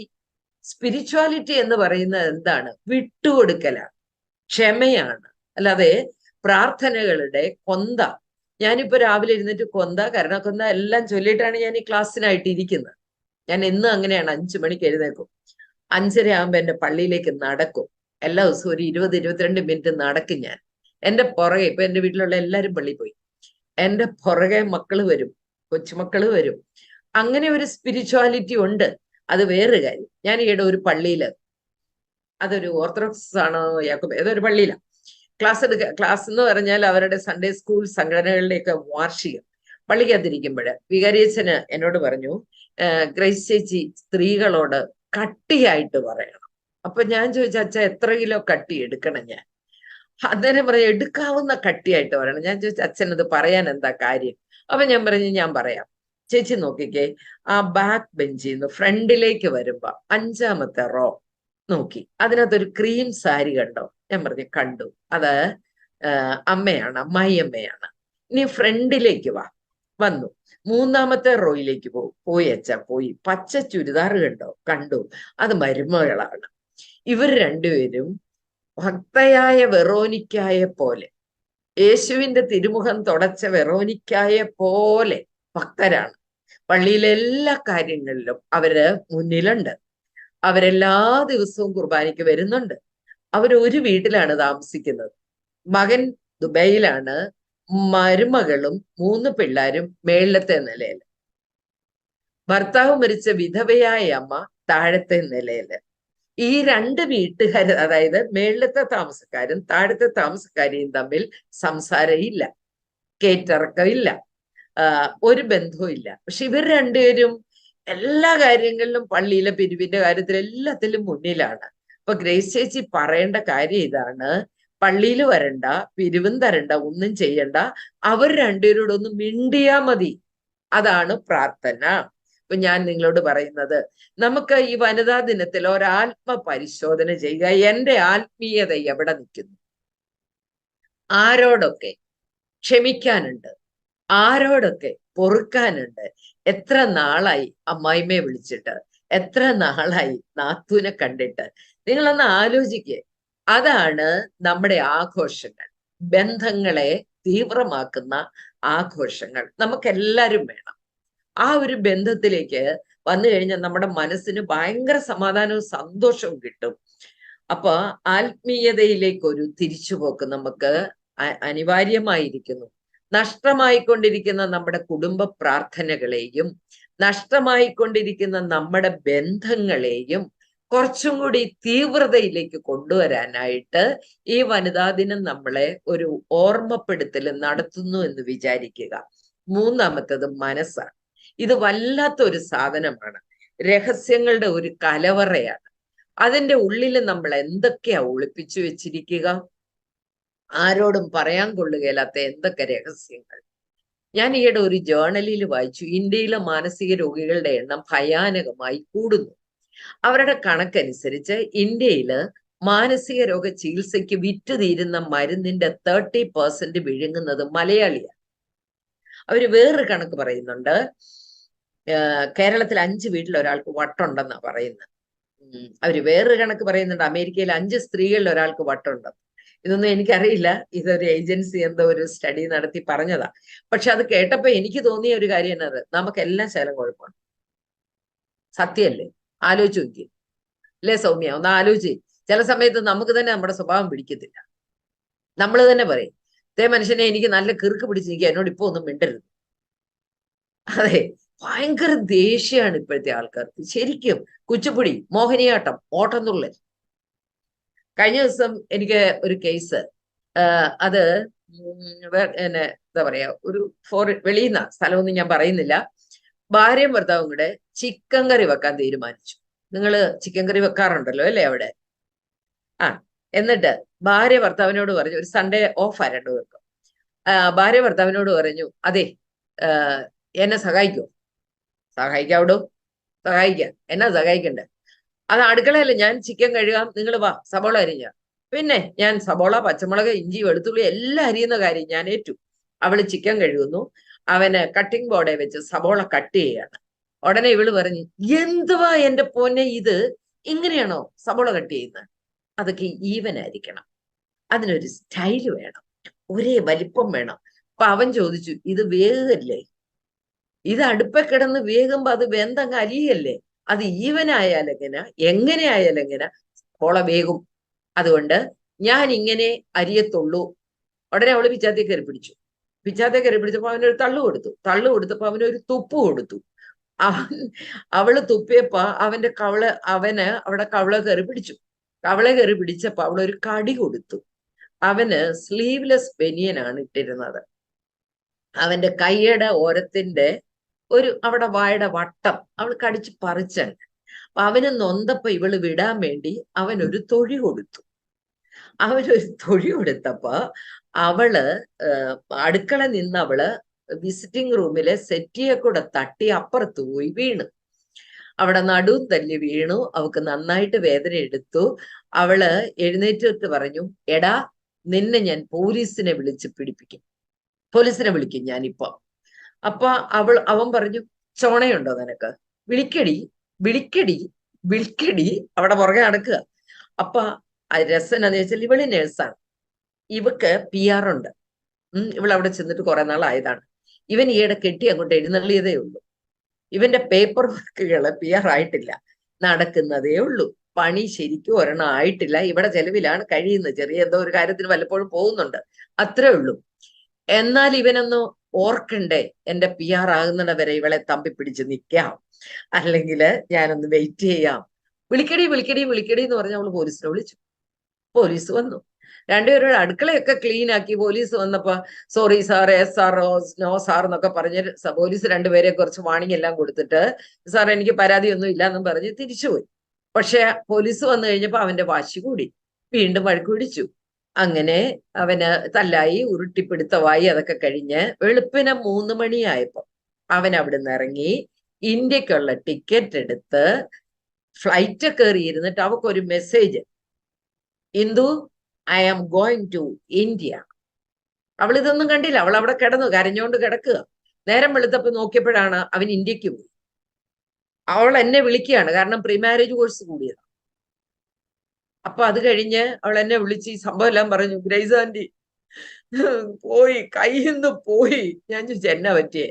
അപ്പൊ പറഞ്ഞു, ഇങ്ങനെ ചിക്കൻ കറി ഉണ്ടാക്കിയപ്പോ സവോള അരിഞ്ഞപ്പോ ഞാന് തുപ്പിയപ്പോ, എന്നെ ഉന്തിയപ്പോ, ഞാന് കടിച്ചപ്പം, എന്നെ തള്ളിയിട്ടപ്പം, എന്റെ നടുവ് പോയപ്പോ പോലീസ് വന്നപ്പോ. ഇത് കിലുക്കത്തിനകത്ത് രേവതി പറയുന്ന പോലെ ഇവൾ ഇങ്ങനെ പറഞ്ഞുകൊണ്ടിരിക്കുക. അത് കഴിഞ്ഞപ്പോ എല്ലാം പറഞ്ഞു. എന്നോട് പറഞ്ഞു, ശരിക്കും ഗ്രേസ് ആന്റി കയ്യിൽ നിന്ന് പോയതാ. ഞാൻ പറഞ്ഞു കുഴപ്പമില്ല, ഞാൻ അവനെ വിളിക്കാം, നാട്ടിലെ നമ്പർ താ. അങ്ങനെ നാട്ടിലെ നമ്പർ തന്നു. കോട്ടയത്തിനടുത്തൊരു സ്ഥലത്താണ്. ഞാൻ വിളിച്ചു. അവനും അപ്പനും കൂടെ ക്ലിനിക്കിൽ വന്നു. ഞാൻ ഇവളെ ഓൺലൈനിൽ വിളിച്ചു. ഒരു 3 ദിവസം കൊണ്ട് ഞാൻ പറയാനുള്ളതെല്ലാം പറയിപ്പിച്ചു. രണ്ടുപേരെ സോറി പറയിപ്പിച്ചിട്ട് ഞാൻ പറഞ്ഞു, മോളെ ഇനി എന്റെ മോള് ചിക്കൻ കറി വെക്കണം. അഥവാ ചിക്കൻ കറി വെച്ചാൽ സബോള അവനെ കൊണ്ട് അരിയിക്കണ്ട. ഇനി അഥവാ ചിക്കൻ കൂട്ടണോ തോന്നുമെങ്കിൽ സ്വിഗ്ഗിയിൽ എങ്ങാണ് ഓർഡർ ചെയ്ത് കൂട്ടിയാൽ മതി. രണ്ടുപേരും കൂടെ അത്യാവശ്യം വലിയ കുഴപ്പമില്ലാതെ പോകണമെന്നൊക്കെ പറഞ്ഞ് ഉപദേശം എല്ലാം കൊടുത്ത് ഞാന് പറഞ്ഞു, അവൻ കേറി വരും മോളെ. അവൻ കേറി വരുമ്പോഴ് സോറിയൊക്കെ പറഞ്ഞ് കഴിഞ്ഞതെല്ലാം മറന്ന് രണ്ടുപേരുടെ ജീവിക്കണം. ഒരു 3 സിറ്റിങ് കൊണ്ട് ഞാൻ ഇവളെ പറഞ്ഞു പഠിപ്പിച്ച് ഇവനെ കയറ്റി വിട്ടു. ഇവൻ അവിടെ ചെന്ന്, ഇവൾ എയർപോർട്ടിൽ വന്നു, വണ്ടിയെല്ലാം ഓടിച്ച് എയർപോർട്ടിൽ വന്നു, സ്വീകരിച്ചു, ഹായ്, കെട്ടിപ്പിടുത്തു, ഉമ്മ, അതെല്ലാം ഇംഗ്ലീഷ് സ്റ്റൈലിലൊക്കെ നടന്നു. ഇംഗ്ലീഷുകാരെ അതൊക്കെ കണ്ടുപിടിക്കും. അതെല്ലാം കണ്ടുപിടിച്ചു. അല്ല, കെട്ടിപ്പിടിച്ചു, ഉമ്മയെല്ലാം കൊടുത്തു. പക്ഷേ കാറിന്റെ കീ അവന്റെ കയ്യിലോട്ട് കൊടുത്തിട്ട് പറഞ്ഞു, I am going to India. അടുത്ത ഫ്ലൈറ്റ് കയറി അവൾ ഇന്ത്യക്ക് പോകും. ഇപ്പൊ ഇവിടെ ഉണ്ട്, നാട്ടിലുണ്ട്. ഇനിയും കയറ്റി തിരിച്ചു വിടണം. എനിക്ക് ഇഷ്ടപ്പെട്ട കേസാ. കാരണം എന്നാന്ന് ചോദിച്ചാൽ നമുക്കൊരു 5-6 കൗൺസിലിംഗ് കിട്ടിയല്ലോ. സംഭവം മനസ്സിലായില്ലേ? അതെനിക്ക് ഇഷ്ടപ്പെട്ടു. പക്ഷേ ഞാൻ അവരോട് പറഞ്ഞ ഒരു കാര്യം, നിങ്ങള് ഈ 4 ഫ്ലൈറ്റ് ടിക്കറ്റ്, ഇന്ത്യ തിരിച്ചങ്ങോട്ട്, പിന്നെ അവളുടെ അങ്ങനെ, ഈ 4 ടിക്കറ്റ് ഉണ്ടെങ്കിൽ 1 വർഷം മുഴുവൻ ചിക്കൻ വാങ്ങിക്കരുതോ? എത്ര ചിക്കൻ വാങ്ങിക്കാം? ശരിയാണോ? അല്ലേ സൗമ്യ? എത്ര ചിക്കൻ നമുക്ക് വാങ്ങിക്കാം, അല്ലേ? അതെ. അതായത് ഇപ്പൊ വരുന്ന കേസുകളാ ഇത്. ഇങ്ങനത്തെ കേസുകളാ വരുന്നത്. ചിക്കൻ കറി വെച്ച് വഴക്കുണ്ടാക്കുക, തുണി അലക്കാൻ ഇട്ടതിന്റെ പേരില് വഴക്കണ്ട, ഷർട്ട് ഇട്ടു, അതെ കളറ് പിടിച്ചു. ഇപ്പൊ ഈയിടെ വന്ന ഒരു കേസാ. അവനാ ഇട്ടത്. അപ്പൊ അവളുടെ ചുരിദാറിന്റെ കളറ് പിടിച്ചു, അതിന്റെ പേരിൽ പ്രശ്നം. ഇത് വലിയ അന്താരാഷ്ട്ര പ്രശ്നമാണ്. അപ്പൊ ഇങ്ങനെയുള്ള കേസുകളൊക്കെ വരുമ്പോൾ എനിക്ക് തോന്നാറുണ്ട്, പണ്ടത്തെ പോലെ വലിയ വലിയ കാര്യങ്ങളൊന്നും അല്ല ഇന്നത്തെ കുടുംബങ്ങളെ പ്രശ്നപൂരിതമാക്കുന്നത്. അതുകൊണ്ട് മാനസിക പ്രശ്നങ്ങൾ ഒത്തിരിയാണ്. മനസ്സ് ശരിയല്ല, മനസ്സ് ശരിയാക്കണം. അതായത് ഒരു ആരോഗ്യമുള്ള മനസ്സ്, ആരോഗ്യമുള്ള തോട്ട്സ് തരും നമുക്ക്. A healthy mind in A healthy body എന്നാ പറയുന്നത്. ഇതാണ് കുടുംബജീവിതത്തിൽ വേണ്ടത്. മാനസികാരോഗ്യം വേണം. അപ്പൊ ശരീരവും മനസ്സും ആത്മാവും കൂടെ ബാലൻസ്ഡ് ആക്കണം. നമ്മൾക്ക് ഞാൻ സ്ട്രോങ് ആണ്, I M N iron lady, I M A wonderful lady, strong lady എന്നൊക്കെ പറയുമ്പോൾ നമ്മൾക്കൊന്ന് ആത്മപരിശോധന നടത്താം. എന്തിലാണ് സ്ട്രോങ്? പണം ഉണ്ടാക്കുന്നതിലാണോ? ജോലി ചെയ്യുന്നതിലാണോ? എന്തിലാണ് ഞാൻ സ്ട്രോങ്? ആ സ്ട്രോങ് എന്ന് പറയുമ്പോൾ നമ്മുടെ കൂടെ ജീവിക്കുന്നവർക്ക് അതൊരു സന്തോഷവും സമാധാനവും കൊടുക്കുന്ന അവസ്ഥയിലാണോ ഈ സ്ട്രോങ് ലേഡി? അത് നിങ്ങൾ ചിന്തിക്കുക. When you cause a pain to somebody, that is sin. പാപമെന്ന് പറയുന്നത് അതാണ്. നമ്മുടെ സാമീപ്യം വേറൊരാൾക്ക് നൊമ്പരമാകുമ്പോൾ അത് പാപമാണ്. അതുകൊണ്ട് നമുക്ക് മൈൻഡ്, ബോഡി, സോൾ, അതിനെ നമുക്കൊന്ന് ബാലൻസ്ഡ് ആക്കാം. അതായത് ഒരു പരീക്ഷയ്ക്ക് നമുക്ക് 6 വിഷയം പഠിക്കാനുണ്ടെന്ന് വിചാരിക്കുക. 5 വിഷയത്തിന് 100-ൽ 100, ഒരു വിഷയത്തിന് 0. നമ്മൾ ജയിക്കില്ല അയ്യാണ്ടി. 6 വിഷയത്തിന് ജസ്റ്റ് പാസ് കിട്ടിയാൽ നമ്മൾ ജയിക്കും. അപ്പൊ ഞാൻ പറഞ്ഞത്, നമ്മളൊക്കെ ചില കാര്യങ്ങളിൽ സീറോയാണ്. എവിടെയാണ് സീറോ? ഏത് കാര്യത്തിലാണ് സീറോ? ഹോം മാനേജ്മെന്റിലാണോ? മക്കളെ വളർത്തുന്നതിലാണോ? ഭർത്താവിനോട് കമ്മ്യൂണിക്കേറ്റ് ചെയ്യുന്നതിലാണോ? നാട്ടിലുള്ള ഭർത്താവിന്റെ പാരൻസിനോട് നമ്മുടെ വർത്തമാനം അല്ലെ നമ്മൾ കമ്മ്യൂണിക്കേറ്റ് ചെയ്യുന്നതിലാണോ? അതോ പള്ളിയിൽ പോകുന്നതിലാണോ? കുടുംബ പ്രാർത്ഥനയിലാണോ? ഏത് കാര്യത്തിലാണ് നമുക്ക് സീറോ കിട്ടുന്നത്? അതുകൊണ്ട് നമുക്ക് സീറോ വേണ്ട, ജസ്റ്റ് പാസ്. നമുക്ക് എല്ലാ വിഷയത്തിനും പാസ്സാകുന്ന സ്ത്രീകളായിട്ട് മാറാനായിട്ട് ശ്രമിക്കാം. ഫുൾ മാർക്കൊന്നും വേണ്ടെന്നേ, ഫുൾ എ പ്ലസ് ഒന്നും വേണ്ട. ഫുൾ എ പ്ലസ് ഒന്നും കിട്ടുന്നവരല്ല ഇവിടെ ജീവിത വിജയം നേടുന്നത്. കാരണം ഞാൻ ഈ 2023 എനിക്ക് ഇപ്പൊ 24 വന്നപ്പോൾ 23 വന്ന കേസുകളെ എല്ലാം ഞാൻ ഒന്ന് പഠന വിഷയമാക്കും. അതെല്ലാ വർഷവും ഉള്ളതാ. പുതിയ വർഷം വരുമ്പോ കഴിഞ്ഞ വർഷം വന്നതിനെ ഞാനൊന്ന് തിരിച്ചെടുക്കും. അങ്ങനെ നോക്കിയപ്പോഴ് എന്നെ ഞെട്ടിപ്പിച്ച ഒരു കാര്യം എന്നാണെന്നറിയാവോ? 2023 10ാം ക്ലാസ്സിന് പിറകിലുള്ള 6 7 കേസ് എനിക്ക് വന്നിട്ടുള്ളൂ. 12ാം ക്ലാസ്സിന് പിറകിലുള്ള ഒരു 10 11 കേസേ വന്നിട്ടുള്ളൂ. ബാക്കി മുഴുവൻ ഹൈലി ക്വാളിഫൈഡ് പിള്ളേരുടെ ബിടെക് എംടെക്, അതും from IIT Madras, IIT Bombay, IIT Gorakhpur, ഇങ്ങനെ പറയുന്നവർ. IASന്റെ കേസ് ഉണ്ടായിരുന്നു. PhD-കാരുടെ കേസ് ഉണ്ട്. 6 കേസ് PhD-കാരുടെ ഉണ്ടായിരുന്നു. ചാർട്ടേഡ് അക്കൗണ്ടൻസിന്റെ ഉണ്ടായിരുന്നു. പൈലറ്റ്സിന്റെ ഉണ്ടായിരുന്നു. അപ്പൊ ഞാനൊരു കാര്യം മനസ്സിലാക്കിയത് ഇതാണ്: പഠിച്ച് പഠിക്കാവുന്നതിന്റെ അങ്ങറ്റം പഠിക്കുന്നു, പക്ഷെ ജീവിക്കാൻ അറിയില്ല. പക്ഷെ സാധാരണ മനുഷ്യരെ ഞാൻ ശ്രദ്ധിക്കും. സാധാരണ മനുഷ്യര് കൂലിവേലക്കാര്, അല്ലെ വലിയ പൈസയൊന്നും ഇല്ലാത്തവര്, അവരൊക്കെ എനിക്ക് തോന്നാറുണ്ട് വലിയ കുഴപ്പമില്ലാതെ ജീവിക്കും. ഈ കൂടുതൽ വിദ്യാഭ്യാസം കൂടുന്തോറും ജീവിക്കാൻ അറിയാൻ മേലാത്ത പിള്ളേരെ ഞാൻ കാണുകയാണ്. അതുകൊണ്ട് ഞാൻ പറയുന്നത്, നമുക്ക് വിദ്യാഭ്യാസം വേണമെങ്കിൽ ഒരു ക്വാളിറ്റി ലിവിങ്, ക്വാളിറ്റി തിങ്കിങ്, നമ്മുടെ തോട്ട് പ്രോസസ്സുകളെ അതൊരു ക്വാളിറ്റി ഉള്ളതാക്കി മാറ്റാനായിട്ട് നമുക്ക് ശ്രമിക്കാം. ഇപ്പൊ എന്നെ കേൾക്കുന്ന എല്ലാവരോടും ഞാൻ പറയാണ്, ഒരു ആത്മപരിശോധന ചെയ്യുക. Who am I? ഞാൻ ആരാണ്? What am I? ഞാൻ എന്താണ്? How am I? ഞാൻ എങ്ങനെയുണ്ട്? ഞാൻ എങ്ങനെയുണ്ട്? മറ്റുള്ളവരെ നിങ്ങൾ വിട്. അയാള് കാരണമാണ്, അല്ലെങ്കിൽ അവര് കാരണമാണ്, അല്ലെങ്കിൽ മകൻ കാരണമാണ്, അങ്ങനെ നിങ്ങൾ പറയണ്ട. ഞാൻ എങ്ങനെയുണ്ട്? How am I? എനിക്ക് പറ്റുന്നുണ്ടോ? ഞാന് എന്താ പറയുക, മറ്റുള്ളവരുടെ മുമ്പില് എനിക്ക് നന്നായി ചിന്തിക്കാൻ പറ്റുന്നുണ്ടോ? Is I M occupied? Is I M satisfied? അതാണ് നമ്മൾ ചിന്തിക്കണം. ഞാൻ സാറ്റിസ്ഫൈഡ് ആണോ? ഞാൻ ഹാപ്പിയാണ്? അപ്പൊ നമുക്ക് അങ്ങനെ ഒരു ഹാപ്പിനെസ് ഉണ്ടാക്കിയെടുക്കാം. സ്ത്രീകളോട് ഞാൻ അതാ പറയുന്നത്. എൻ്റെ അടുത്ത് വരുന്ന പ്രശ്നക്കാരായ ഭാര്യ ഭർത്താക്കന്മാരൊക്കെ എന്നോട് സ്ഥിരം ചോദിക്കുന്ന ഒരു ചോദ്യമുണ്ട്: കുടുംബത്തിൽ സന്തോഷം ഉണ്ടാവാൻ എന്താണ് ചെയ്യേണ്ടത്? കുടുംബത്തിൽ സമാധാനം ഉണ്ടാവാൻ എന്താണ് ചെയ്യേണ്ടത്? ഞാൻ ഇവർക്ക് സ്ഥിരം കൊടുക്കുന്ന ഒരു മറുപടിയുണ്ട്: കുടുംബത്തിൽ സന്തോഷവും സമാധാനവും ഉണ്ടാവാൻ നിങ്ങളൊരു കാര്യം ചെയ്യും, നിങ്ങൾ രണ്ടുപേരോട് ഒന്ന് സ്നേഹിക്കേ. നിങ്ങൾ വേറെ ഒന്നും ചെയ്യണ്ട, രണ്ടുപേരും കൂടെ ഒന്ന് സ്നേഹിച്ചാൽ മതി. പക്ഷേ ആ സ്നേഹം ഒരു ടോട്ടൽ ഗിവിങ് ആണ്. ആ സ്നേഹം ഒരു അൺകണ്ടീഷണൽ ലവ് ആണ്. ദാമ്പത്യ സ്നേഹം ഒരു പരിപൂർണമായ സമർപ്പണമാണ്. അത് വ്യവസ്ഥകളില്ലാത്ത ഒരു ബന്ധമാണ്. പക്ഷെ ഇന്നത്തെ മനുഷ്യന് സംഭവിച്ചിരിക്കുന്ന ഏറ്റവും വലിയ കുഴപ്പമെന്ന് എനിക്ക് തോന്നുന്നത്, നമുക്ക് സ്നേഹിക്കാനുള്ള കഴിവ് കുറഞ്ഞുകൊണ്ടിരിക്കുക. ഒരു ഇമോഷണൽ ഡ്രൈനസ് എന്നെയും നിങ്ങളെയും ഒക്കെ ബാധിച്ചിട്ടുണ്ട്. വൈകാരിക തലത്തിലുള്ള ഒരു കുറവ്. അതിന്റെ കാരണങ്ങൾ തേടി ചെല്ലുമ്പോൾ എനിക്ക് തോന്നാറുണ്ട്, ബുദ്ധിയുടെ തലത്തിൽ നമ്മൾ ഇന്ന് വളരെ ഉയരങ്ങളിലാണ്. പക്ഷെ ബുദ്ധി കൂടുന്തോറും നമുക്കിത് കോടാലിയായിട്ട് മാറിക്കൊണ്ടിരിക്കുക.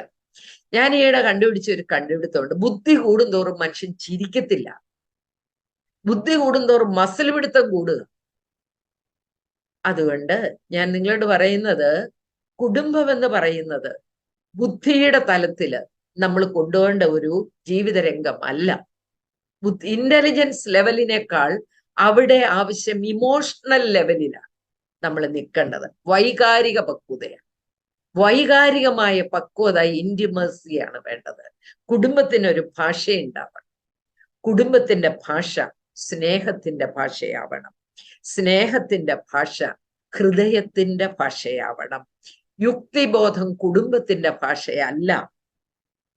എല്ലാ യുക്തിയെയും കടത്തിവെട്ടുന്ന ഹൃദയത്തിന്റെ ഭാഷ ശീലിക്കണം നമ്മള്.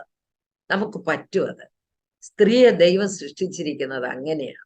എത്ര മനോഹരമായിട്ടാണ് അവളെ സൃഷ്ടിച്ചിരിക്കുന്നത്. എത്ര ഭംഗിയാണ് അവളെ കാണാൻ തന്നെ. എത്ര ഭംഗിയാണ് അവളുടെ സ്വരം, അവളുടെ നടപ്പ്, അവളുടെ എല്ലാ കാര്യങ്ങളും ദൈവം ഒത്തിരി ഭംഗി കൊടുത്തിട്ടുണ്ട്. ആ ഭംഗി, ആ കഴിവ്, പുരുഷനേക്കാൾ ഏറെ കഴിവ് സ്ത്രീക്കുണ്ട്. കാരണം നമ്മളിപ്പോ എന്താ പറയാ, അടുക്കളയിൽ നമ്മൾ നിൽക്കാന്ന് വെച്ചു, നമ്മൾ അടുപ്പയിൽ പാല് വെച്ചിരിക്കുന്നു, ആ കൂട്ടത്തിൽ നമ്മൾ കറിക്കരിയും. ആ കൂട്ടത്തിൽ നമ്മള് വേറെ എന്താ പറയുക, മിക്സിക്കകത്ത് അരയ്ക്കാനുണ്ടെങ്കിൽ അത് നോക്കുക. ആ സമയത്ത് ആരെങ്കിലും കോളിംഗ് ബെൽ അടിച്ചാൽ നമ്മൾ പോകും.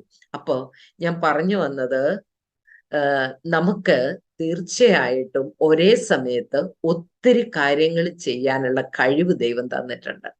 ഒത്തിരി കാര്യങ്ങൾ. അപ്പൊ ആ ഒത്തിരി കാര്യങ്ങൾ ചെയ്യാനുള്ള കഴിവ് തന്നിരിക്കുന്ന സ്ത്രീ ഒരു ബഹുമുഖ പ്രതിഭയാണ്. അപ്പൊ നമുക്ക് പറ്റും. ഐ കനോട്ട് എന്ന് പറയരുത്. Yes, I can do it. എനിക്കിത് ചെയ്യാൻ പറ്റും. എന്തിനേയും പോസിറ്റീവായിട്ട് കാണുക. എന്തിനേയും ജീവിതത്തിലെ പ്രശ്നങ്ങളെ കൂട്ടിവെച്ച് കൂട്ടിവെച്ച് കൂട്ടിവെച്ച് അതിന്റെ മണ്ട കയറിയിരുന്ന് ജീവിക്കരുത്. നമുക്ക് പറ്റില്ല അത്. ഇപ്പൊ നിങ്ങൾക്കറിയാം, നമ്മുടെ ഫോണില് കുറെ ഓപ്ഷൻസ് ഉണ്ട്. ഡിലീറ്റ് ചെയ്യാനുള്ള ഓപ്ഷൻ ഉണ്ട്, ബ്ലോക്ക് ചെയ്യാനുള്ള ഓപ്ഷൻ ഉണ്ട്, റിപ്പോർട്ട് ചെയ്യാനുള്ള ഓപ്ഷൻ ഉണ്ട്, സേവ് ചെയ്യാനുള്ള ഓപ്ഷൻ ഉണ്ട്. ഒത്തിരി ഓപ്ഷൻസ് ഉണ്ട്. നമുക്ക് ഡിലീറ്റ് ചെയ്യേണ്ടത് ഡിലീറ്റ് ചെയ്യാൻ പറ്റണം, അല്ലെങ്കിൽ നമ്മുടെ ഫോൺ ഹാങ് ആകും. നമുക്ക് ബ്ലോക്ക് ചെയ്യേണ്ടതുണ്ട്. എല്ലാം നമുക്ക് ആവശ്യമുള്ളതല്ല. വേണ്ടാത്ത unwanted calls, unwanted messages, unwanted relationships നമുക്ക് ബ്ലോക്ക് ചെയ്യാൻ പറ്റണം. റീപോർട്ട് ചെയ്യേണ്ടതിനെ റീപോർട്ട് ചെയ്യാൻ പറ്റണം. ആവശ്യമുള്ളത് മാത്രം സേവ് ചെയ്യുക. ആ പറഞ്ഞതിന്റെ അർത്ഥം നിങ്ങൾക്ക് കിട്ടിയെന്ന് ഞാൻ വിചാരിക്കുക. ജീവിതത്തില് ചില കാര്യങ്ങൾ നമുക്ക് ഉപേക്ഷിക്കേണ്ടതായിട്ട് വരും. അപ്പം ആ ഉപേക്ഷ നമ്മുടെ ജീവിതത്തിൽ വരുമ്പോൾ, ക്ഷമ നമ്മുടെ ജീവിതത്തിൽ വരുമ്പോൾ, അല്ലെ വിട്ടുകൊടുക്കൽ വരുമ്പോൾ നമ്മൾ തോറ്റുപോകുന്നു എന്ന് വിചാരിക്കരുത്. നമ്മൾ ജയിക്കുകയാണ്. നമ്മൾ ഒരിക്കലും തോക്കുകയല്ല, ജയിക്കുകയാണ്. അതെ, അതുകൊണ്ട് കുടുംബത്തെ സ്നേഹത്തിന്റെ അനുഭവത്തിലേക്ക് കൊണ്ടുവരണം. നമുക്ക് ആണുങ്ങളെ പോലെ ആവണ്ട.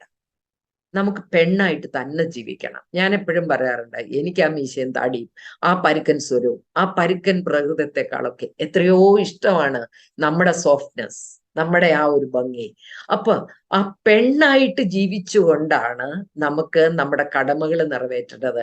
അല്ലാതെ ഞാൻ കഴിഞ്ഞ ദിവസം ഒരു BDS പെണ്ണ് എന്നോട് ഒരു ചോദ്യം ചോദിച്ചു. ആന്റി, ഞാനും ഇവനും തമ്മിൽ എന്താണ് വ്യത്യാസം? ഞാനും BDS, എവനും BDS. ഞാനും മംഗലാപുരത്ത് പഠിച്ചു, എവനും മംഗലാപുരത്ത് പഠിച്ചു. ഞാനും പല്ല് പറിക്കുന്നു, എവനും പല്ല് പറിക്കുന്നു. ഞാനും ഇവനും ഒരു ക്ലിനിക്കിൽ ഒരേ സാലറിയിൽ ജോലി ചെയ്യും. ഞാനും ഇവനും തമ്മിൽ എന്താണ് വ്യത്യാസം? അപ്പൊ ഞാൻ പറഞ്ഞു, വ്യത്യാസമുണ്ട് മോളെ. വ്യത്യാസം എന്ന് പറയുന്നത് നിന്റെ ഈ സ്വരം, അവന്റെ സ്വരം, നിന്റെ ഈ ഭംഗി, അവന്റെ ആ പരുക്കൻ പ്രകൃതം, അവന്റെ താടി, മീശ, ഇതൊന്നും നിനക്കില്ല. അവന്റെ മസില്, അത് നിനക്ക് കിട്ടുക, നീ ജിമ്മിൽ പോയാലും കിട്ടത്തില്ല. അപ്പൊ നീ പെണ്ണായിട്ട് നിലനിന്നുകൊണ്ട് വേണം കുടുംബത്തെ കൊണ്ടുപോകാൻ. അല്ലാതെ അവനെ വെല്ലുവിളിച്ചുകൊണ്ടല്ല നമുക്കിത് ചെയ്യേണ്ടത്. അപ്പൊ നമുക്ക് ആരുടെയും മേലിൽ ജയം വേണ്ട, ആരെയും തോപ്പിക്കണ്ട. നമുക്ക് ജയിക്കണമെങ്കിൽ നമുക്ക് എല്ലാവരെയും ചേർത്ത് വെച്ച് സ്നേഹത്തിന്റെ അനുഭവത്തില് കൊണ്ടുപോകാൻ പറ്റണം. ആണിന്റെ തിങ്കിങ് പാറ്റേണും സ്ത്രീയുടെ തിങ്കിങ് പാറ്റേണും ഒരുപോലെ അല്ല. അതിന്റെ കാരണം നമ്മുടെ ഈ തലച്ചോറെന്ന് പറയുന്നത് 80,000 നെർവ് സെൽസ. അതിനെ ഒരു ചിരട്ട കമിഴ്ത്തി വെച്ച പോലെ വെച്ചിരിക്കുക. അതിനെ 2 ഹെമിസ്ഫിയർ ആയിട്ട് തിരിക്കാം, റൈറ്റ് ആൻഡ് ലെഫ്റ്റ്. ആണുങ്ങളില് അവരുടെ ബ്രെയിനിന്റെ ലെഫ്റ്റ് സൈഡാണ് കൂടുതൽ പ്രൊമിനന്റ് ആയിരിക്കുന്നത്. നമ്മളില് ബ്രെയിനിന്റെ റൈറ്റ് സൈഡാണ് കൂടുതൽ പ്രൊമിനന്റ് ആയിരിക്കുന്നത്. ലെഫ്റ്റ് സൈഡ് ബുദ്ധിയുടെ സീറ്റാണ്, റൈറ്റ് സൈഡ് വികാരത്തിന്റെ സീറ്റാണ്. പൊതുവില് സ്ത്രീകളെ കുറിച്ച് പറയുന്നത് സെന്റിമെന്റലാണ്, ഇമോഷണലാണ്, വികാരജീവിയാണ്. പെട്ടെന്ന് പിണങ്ങും, പെട്ടെന്ന് കരയും, പെട്ടെന്ന് ചിരിക്കും, പെട്ടെന്ന് തീരുമാനം എടുക്കും, പെട്ടെന്ന് തീരുമാനം മാറ്റുകയും ചെയ്യും. നമ്മുടെ കാര്യം എങ്ങനെയാ? നമ്മളിപ്പോൾ ഷോപ്പിങ്ങിന് പോയി, ഒരു ഡ്രസ്സ് കണ്ടു, അല്ലെ ഒരു സാരി കണ്ടു, ഇഷ്ടപ്പെട്ടു, വീട്ടിൽ കൊണ്ടുവന്ന് വരുമ്പോഴത്തേക്ക് എനിക്ക് അന്നേരം തോന്നിയ തോന്നലായി, ഇത് വേണ്ടായിരുന്നു. പലപ്പോഴും നമ്മുടെ കാര്യം എങ്ങനെയാ? വേണ്ടായിരുന്നു. അപ്പോ സ്ത്രീകൾ അങ്ങനെ ഇമോഷണലി എന്താ പറയാ, ഒരു സ്റ്റേബിൾ അല്ല. ആണുങ്ങൾ അങ്ങനെയല്ല, അവര് സ്റ്റേബിളാണ്. നമ്മൾ അങ്ങനെയല്ല. ഇപ്പൊ ഞാൻ തന്നെ ഈയിടെ എനിക്കൊരു ആക്സിഡന്റ് ഉണ്ടായി, എന്റെ വണ്ടി ടോട്ടൽ ലോസ് പോയി. പക്ഷെ എനിക്കൊന്നും പറ്റിയില്ല കേട്ടോ, ഒരു വകയും ഒന്നും പറ്റിയില്ല, അതേ ഇരിക്കുന്നുണ്ടില്ല. അപ്പൊ പുതിയൊരു വണ്ടി വാങ്ങിക്കാൻ പോയി. എന്റെ മോനും ഞാനും കൂടെ പോയിട്ട് കളറ് എനിക്കത് വൈറ്റ് മതി, അപ്പൊ അവന് വേറെണ്ണം മതി. അപ്പൊ ഞാൻ വീട്ടിൽ വന്നു കഴിയുമ്പോൾ ഞാൻ അവനോട് പറയാം, അട നിന്റെ കളർ എനിക്ക് ഇഷ്ടം. കുറെ കഴിയുമ്പോൾ ഞാൻ അവനോട് എനിക്കത് ഇഷ്ടമല്ല. അപ്പൊ അവൻ എന്നോട്, അമ്മ ഏതെങ്കിലും ഒരു കാര്യത്തിൽ ഓർത്ത് അമ്മ ഇങ്ങനെ മാറിക്കൊണ്ടിരുന്നാൽ എനിക്ക് പറ്റത്തില്ല ഇത് ചെയ്യാൻ, എനിക്കത് ബുക്ക് ചെയ്യണം, എനിക്ക് പൈസ അടയ്ക്കാൻ പറ്റത്തില്ല എന്ന് പറയും. അപ്പൊ ഞാൻ പറയാം, അതാടാ പെണ്ണ്, ഇതാണോ നല്ലത്, അതാണോ നല്ലത്? നമ്മൾ സെന്റിമെന്റലാണ്, ഇമോഷണലാണ് എല്ലാ കാര്യങ്ങളും. അത് നമ്മളെ ഒന്ന് റിയലൈസ് ചെയ്യും. അവരങ്ങനെയല്ല. ഇപ്പൊ അതിന് പല കാരണങ്ങളാണ്. ഹോർമോണൽ വ്യത്യാസങ്ങളും ഉണ്ട്. ആണുങ്ങൾക്ക് ഒരു ഹോർമോണേ ഉള്ളൂ, ടെസ്റ്റസ്ട്രോൺ എന്ന് പറയുന്ന ഹോർമോൺ. സ്ത്രീകളിൽ 2 ഹോർമോണാണ്, ഈസ്ട്രജൻ, പ്രൊജസ്ട്രോൺ. നമ്മുടെ ഹോർമോണ് എല്ലാ ദിവസവും ഒരുപോലെയല്ല. ചില ദിവസങ്ങളിൽ നമ്മളിൽ ഈസ്ട്രജൻ ലെവൽ കൂടുതലാണ്, ചില ദിവസങ്ങളിൽ നമ്മളിൽ ഈസ്ട്രജൻ ലെവൽ കുറവാണ്, ചില പ്രത്യേക സമയങ്ങളിൽ നമ്മളിൽ പ്രോജസ്ട്രോണാ പ്രവർത്തിക്കുക. അപ്പൊ ആ ഹോർമോൺ ചേഞ്ച് ചെയ്യുന്ന അനുസരിച്ച് നമ്മുടെ സ്വഭാവം മാറും. അതായത് സ്ത്രീകൾ ഏറ്റവും കൂടുതൽ ആത്മഹത്യ ചെയ്യുന്നത്, സ്ത്രീകൾ ഏറ്റവും കൂടുതൽ കുറ്റകൃത്യങ്ങൾ നടത്തുന്നത്, ഏറ്റവും കൂടുതൽ വയലന്റ് ആവുന്നത്, കൊലപാതകങ്ങൾ നടത്തുന്നത് അറൌണ്ട് മെൻസസ് പീരീഡ് ആണ്.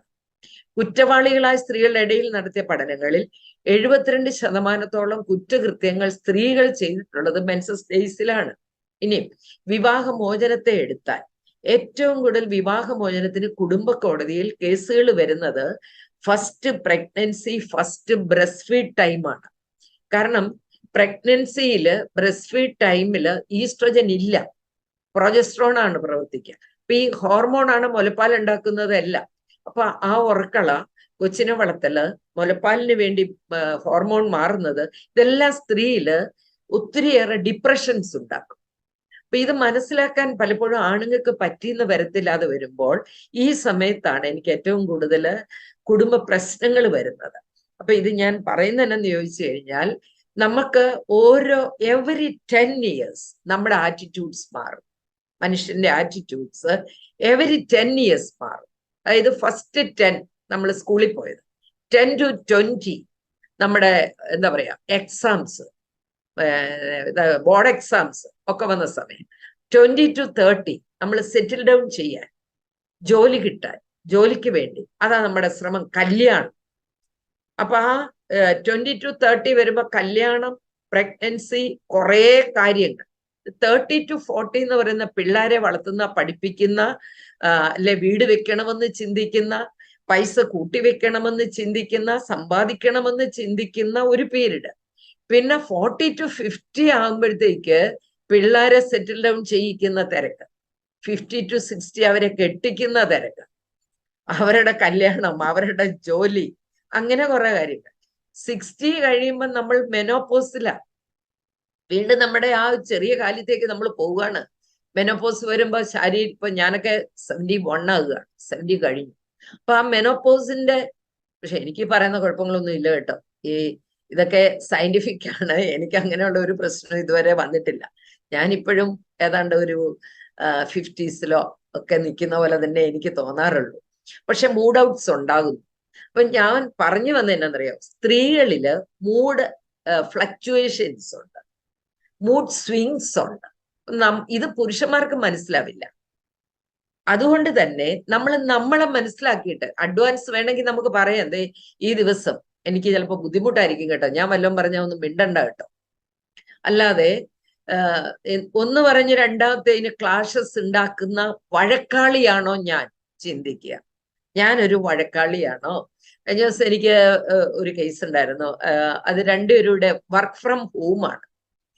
എന്തോ പറഞ്ഞ് രണ്ടുപേരുടെ വഴക്കുണ്ടാക്കി മേശയുടെ കീഴേ കൂടെ കാലിട്ട് ഭർത്താവ് ഭാര്യക്കിട്ട് ഒരു തൊഴി കൊടുത്തു. അപ്പൊ അവൾ എഴുന്നേറ്റ് അവന്റെ ഐഫോൺ എടുത്ത് ഒരു ഏറ് വെച്ചു. ഐഫോൺ എടുത്ത് എറിഞ്ഞപ്പോ അവൾ ആപ്പിളിന്റെ ലാപ്ടോപ്പിൽ 2.5 ലക്ഷത്തിന്റെ ലാപ്ടോപ്പിൽ പണിതുകൊണ്ടിരുന്ന ലാപ്ടോപ്പ് എടുത്ത് അവന് ഒരു ഏറ് വെച്ചു. അപ്പോഴത്തേക്ക് അവൾ എഴുന്നേറ്റ് നിന്ന് അവൾ കറങ്ങി നോക്കിയപ്പം ഇവര് ഡൈനിങ് റൂമിൽ ഇരുന്ന് ജോലി ചെയ്യുന്ന മൈക്രോവേവ് ഓവൻ എടുത്ത് താഴോട്ടിട്ടു. മൈക്രോവേവ് ഓവൻ എടുത്ത് താഴോട്ടിട്ടപ്പോ അവന് ദേഷ്യം വന്ന് എഴുന്നേറ്റ് നിന്ന് ഫ്രിഡ്ജിനോട്ട് ഒരു തൊഴി കൊടുത്തു. അത് പിസാ ഗോപുരം പോലെ ചെരിഞ്ഞു നിന്നു. അപ്പോഴത്തേക്ക് അവൾ എന്നെ അറിയാമോ, അവിടെ കൈ കിട്ടി തേപ്പൂട്ടി എടുത്ത് അവനിട്ട് ഒരു ഏറ് വെച്ചു. കറക്റ്റ് നെറ്റിക്ക് തന്നെ. ഞാൻ അവളോട് ചോദിച്ചു, നീ ക്രിക്കറ്റോ വല്ലതും കളിക്കുന്ന പാർട്ടി ആയിരുന്നോ? നല്ല ഉന്നമായിരുന്നു. നെറ്റിക്ക് തന്നെ കൊണ്ടു, നെറ്റി പൊട്ടി, ബ്ലഡ് ചീറ്റി. അവൾ ഇറങ്ങി ഓടി അവിടുന്ന്. അവൾ എന്നിട്ട് ഒരു ഓട്ടോറിക്ഷ പിടിച്ച് വീട്ടിൽ പോയി. അവൻ ഹോസ്പിറ്റലിൽ പോയി 14 സ്റ്റിച്ച് വേണ്ടി വന്നു. ഇപ്പൊ 5.5 മാസമായിട്ട് പിണങ്ങി നിൽക്കുക രണ്ടുപേരും കൂടെ. ഇന്നത്തെ എന്റെ ജോലി ഇവളെ തിരിച്ചു കൊണ്ടുവരണം. അപ്പൊ ഞാൻ പറഞ്ഞോ, ഒറ്റ വഴക്കിന് എത്ര ലക്ഷം രൂപ രണ്ടുപേരും കൂടെ പൊട്ടിച്ചെന്നറിയാവോ? 4.5 ലക്ഷം രൂപയുടെ സാധനം തീർന്നു. ഒരു വഴക്കാണ്. ഒന്നുമില്ല, എന്തോ പറഞ്ഞ് ഈ മേശയുടെ കീഴേ കൂടെ ഒന്ന് തൊഴിച്ചതേ ഉള്ളൂ തുടക്കം. അത് എവിടെ ചെന്ന് നിന്നു. നീ ഇവളെ തിരിച്ചു കൊണ്ടുവരണമെന്ന് ഓർക്കുമ്പോ എനിക്ക് ഈ ചെറുക്കന്റെ നെറ്റ് കാണുമ്പോൾ ഞാൻ ഓർക്കും അത് കരിയട്ടെ, ആ പാടൊന്ന് മാറട്ടെ. നല്ല വെളുത്ത് സുന്ദരനായ ചെറുക്കന്റെ നെറ്റിയിൽ 14 സ്റ്റിച്ചിന്റെ പാടാണ്. അപ്പൊ ഈ ആങ്കർ ഇഷ്യൂസ് ആണ് പലപ്പോഴും ഞാൻ കാണുന്ന ഒരു വലിയ പ്രശ്നം. ദേഷ്യത്തെ കൺട്രോൾ ചെയ്യാൻ പറ്റുന്നില്ല. ആ ആങ്കർ ഇഷ്യൂസ് കൂടുന്നതിന്റെ ഒരു കാരണം ഞാൻ പറഞ്ഞത്, ഈ ഹോർമോണൽ ചേഞ്ചസ് വരുമ്പോൾ ചില ദിവസങ്ങളിൽ നമ്മൾ അങ്ങനെയൊക്കെയാണ്. അങ്ങനെ വരുമ്പോ അതിനെ ഡൈവേർട്ട് ചെയ്ത് വിടാൻ പഠിക്കണം. ഡൈവേർട്ട് ചെയ്ത് വേറെ കാര്യങ്ങളിലേക്ക് വിടും. ഈയിടെ ഒരു അമ്മായിമ്മയും മരുമോളും കൂടെ വഴക്കാം. അപ്പൊ അമ്മായിമ്മ എന്നോട് പറഞ്ഞ ഒരു കാര്യം എന്നാണെന്നറിയാമോ? അമ്മായിമ്മ കണ്ട ഉടനെ മരുമോള് പാട്ട് പാടും. അപ്പൊ ഇവരെ കണ്ട അവൾക്ക് ദേഷ്യം വരും, ഇവര് വല്ലതും പറയുന്നതിന്. ആ ദേഷ്യത്തെ അവള് തിരിച്ചു വിടുന്ന എങ്ങനെയാണെന്നറിയാം? ഇത്രത്തോളം യഹോവ സഹായിച്ചു, ഇത്രത്തോളം ദൈവം എന്നെ നടത്തി എന്നുള്ള പാട്ടൊക്കെ പാടും. അപ്പൊ അവളുടെ മൂഡ് ചേഞ്ച് ചെയ്യുകയാണ്. ഞാൻ പറഞ്ഞത് പാട്ട് പാടാൻ, നമുക്ക് കെട്ടിയനെ കാണുമ്പോ പാട്ട് പാടണമെന്നോ അല്ലെ ദേഷ്യം ഉറയ്ക്കാൻ വേണ്ടി പാട്ട് പാടണമെന്നുള്ള അർത്ഥമല്ല ഞാൻ പറഞ്ഞത്. മൈൻഡിനെ നമുക്ക് നല്ല വഴിയിലേക്ക് തിരിച്ചു വിടണം. അതിനൊന്ന് സ്പിരിച്വാലിറ്റിയാ നല്ലത്. തലയ്ക്ക് കയറി അത് അമിതമാകാതിരുന്ന ഒന്നിന്റെ എക്സ്ട്രീം എൻഡിലേക്ക് പോകരുത്. ഞാൻ പറഞ്ഞതിന്റെ അർത്ഥം നിങ്ങൾക്ക് കിട്ടുന്നുണ്ടോ എന്ന് എനിക്കറിയില്ല. ചിലര് പ്രാർത്ഥന എന്ന് പറഞ്ഞ ഭ്രാന്ത് പിടിച്ച് പ്രാർത്ഥന, അതിന്റെ ആവശ്യമില്ല. പ്രാർത്ഥിക്കണം, ഫാമിലി നമുക്ക് വേണം. അല്ലാതെ ഈ ദിവസം എന്നെ തുടരുത്, ഇന്ന് എനിക്ക് നോയമ്പാണ്, തിങ്കളാഴ്ച നോയമ്പാണ്, ബുധനാഴ്ച നോയമ്പാണ്, വെള്ളിയാഴ്ച നോയമ്പാണ്, പിന്നെ എനിക്ക് വലിയ നോയമ്പാണ്, ഇനി ഈ മുറിയിൽ കയറിയേക്കരുത്. ഇതൊന്നും പ്രാർത്ഥനയൊന്നും അല്ല, നോയമ്പ് കൊണ്ട് പ്രയോജനവും ഇല്ല. അപ്പൊ ഞാൻ പറഞ്ഞു എന്നാന്ന് ചോദിച്ചു കഴിഞ്ഞാല്, രണ്ടുപേരും കൂടി ആലോചിച്ച് തീരുമാനിച്ച് ചെയ്യേണ്ട കാര്യങ്ങൾ കുറേയുണ്ട്. അപ്പൊ ഈ ദേഷ്യത്തെ കൺട്രോൾ ചെയ്യാൻ സ്പിരിച്വാലിറ്റി നല്ലതാണ്. ഇപ്പൊ എന്നെ കേൾക്കുന്ന എല്ലാ അമ്മമാരോടും അല്ലെങ്കിൽ എല്ലാ സ്ത്രീകളോടും ഞാൻ പറയുന്നത്, കുടുംബത്തിന്റെ ആത്മീയത എന്ന് പറയുന്നത് ഒരമ്മയുടെ ആത്മീയതയാണെന്ന് വിശ്വസിക്കുന്നവളാണ് ഞാൻ. ഒരമ്മയുടെ സ്പിരിച്വാലിറ്റിയാണ് മക്കളുടെ സ്പിരിച്വാലിറ്റി. ഒരു ഭാര്യയുടെ സ്പിരിച്വാലിറ്റി കൊണ്ട് എത്ര മോശം ഭർത്താവിനെ നേടിയെടുക്കാൻ പറ്റും എന്നാണ് അനുഭവങ്ങൾ സാക്ഷ്യപ്പെടുത്തുന്നത്. നമ്മൾ ബൈബിളിന്റെ പശ്ചാത്തലത്തിലേക്ക് പോയാല് കുറെ സ്ത്രീകളെ നമുക്ക് കാണാൻ പറ്റും. കുറെ സ്ത്രീകളെ ഉൽപ്പത്തി പുസ്തകത്തില് ആദ്യം തുടങ്ങുമ്പോഴ് പറുദീസായിൽ ഒരു സ്ത്രീയെ നമ്മൾ കാണുന്നുണ്ട്. ദൈവം ആദ്യമേ പുരുഷനെ സൃഷ്ടിക്കുന്നു, അവന് കൂട്ടായിട്ട് സ്ത്രീയെ സൃഷ്ടിക്കുന്നു. ആ സ്ത്രീയെ നമുക്കറിയാം, ആ സ്ത്രീ ഫുൾ ടൈം പ്രാർത്ഥിച്ചതായിട്ടൊന്നും കാണുന്നില്ല അവിടെ. ആ തോട്ടത്തിൽ കൂടെ ഇങ്ങനെ ഊലാത്തിക്കൊണ്ടൊക്കെ നടന്ന ഒരു പാർട്ടിയായിട്ടാണ് എനിക്ക് തോന്നുന്നത്. ആ സ്ത്രീ സ്നേഹിച്ചത് ചെകുത്താനുമായിട്ട് സമയം സ്പെൻഡ് ചെയ്യാൻ സമയം കണ്ടെത്തിയിരുന്നു എന്ന് എനിക്ക് തോന്നുന്നു. ആ നെഗറ്റീവ് തോട്ട്സ് ആണ് അവിടുത്തെ കുടുംബത്തിന്റെ പരാജയത്തിന്റെ കാരണം എന്ന് പറയുന്നത്. കാരണം ചെകുത്താനുമായിട്ടുള്ള ബന്ധത്തില് ചെകുത്താന് അവളോട് പറയുകയാണ്, ഈ പഴം തിന്നാല് ദൈവത്തെ പോലെയാകും. അപ്പൊ അവള് പഴം മേടിക്കുന്നു, അത് തിന്നാൻ വേണ്ടി പാത്ത് വെക്കുകയാണ് ഭർത്താവിന് കൊടുക്കാൻ. അപ്പൊ ഭർത്താവിന് പാത്ത് വെച്ച് വന്ന ഉടനെ കൊടുക്കുകയാണ്. അപ്പൊ നമ്മളെല്ലാം അങ്ങനെയാണ്, നല്ല മാങ്ങാപ്പഴം കിട്ടിയാല് പുള്ളി വരട്ടെ പൂളാവെന്ന് വിചാരിക്കുന്നു. മെത്തപ്പോള് പുള്ളിക്ക് കൊടുക്കാൻ നമ്മൾ ശ്രമിക്കുന്നു എന്ന് പറഞ്ഞ പോലെ തന്നെ ഈ ഈ ഔവ കൊടുക്കുമ്പോഴ് അയാള് അത് വാങ്ങിച്ച് കഴിച്ചു. പക്ഷെ ദൈവം വന്ന് ചോദിക്കുമ്പോ അയാള് പറയുന്നുണ്ട്, നീ എനിക്ക് കൂട്ടായിട്ട് ഒരുത്തിയെ തന്നില്ലേ? അവൾ ഒറ്റ ഒരുത്തിയാ ഈ പണി ഒപ്പിച്ചു. അതെ, പഴിചാരുക. ഇന്ന് അത് തന്നെയല്ലേ നമ്മുടെ കുടുംബത്തിൽ നടക്കുന്നത്? നീ കാരണമാണ്, നിങ്ങൾ കാരണമാണ്, ഞാൻ കാരണമല്ല. അതുകൊണ്ട് ആ ഒരു എന്താ പറയാ, ദൈവത്തിന് മുമ്പിൽ കുറ്റസമ്മതം നടത്തുകയല്ല ചെയ്യുന്നത്, അവള് കാരണമാണെന്ന് പഴിചാരുന്നു. അത് ആ ഒരു എന്താ പറയാ, ആ സ്ത്രീയുടെ വിവരക്കേട്, സാത്താന്റെ ഇടപെടല്, ആ കുടുംബം നാശത്തിന്റെ കുടുംബമായി. ഈ പഴയ നിയമത്തിൽ വരുമ്പോഴ് അബ്രാഹത്തിന്റെ കുടുംബം, അവിടെ നമുക്കറിയാം സാറ പിള്ളേരില്ലായിരുന്നു, മക്കളില്ലാത്ത ദുഃഖം. മക്കള് എന്താ പറയാ, പ്രായം കഴിഞ്ഞു, എന്നിട്ട് കുഞ്ഞുങ്ങളില്ല. പക്ഷെ വിശ്വാസികളുടെ പിതാവായ അബ്രഹാം കാത്തിരിക്കുന്നു. അങ്ങനെയാണ് ആ ദൈവത്തിന്റെ ദൂതൻ കടന്നു വരുന്നത്.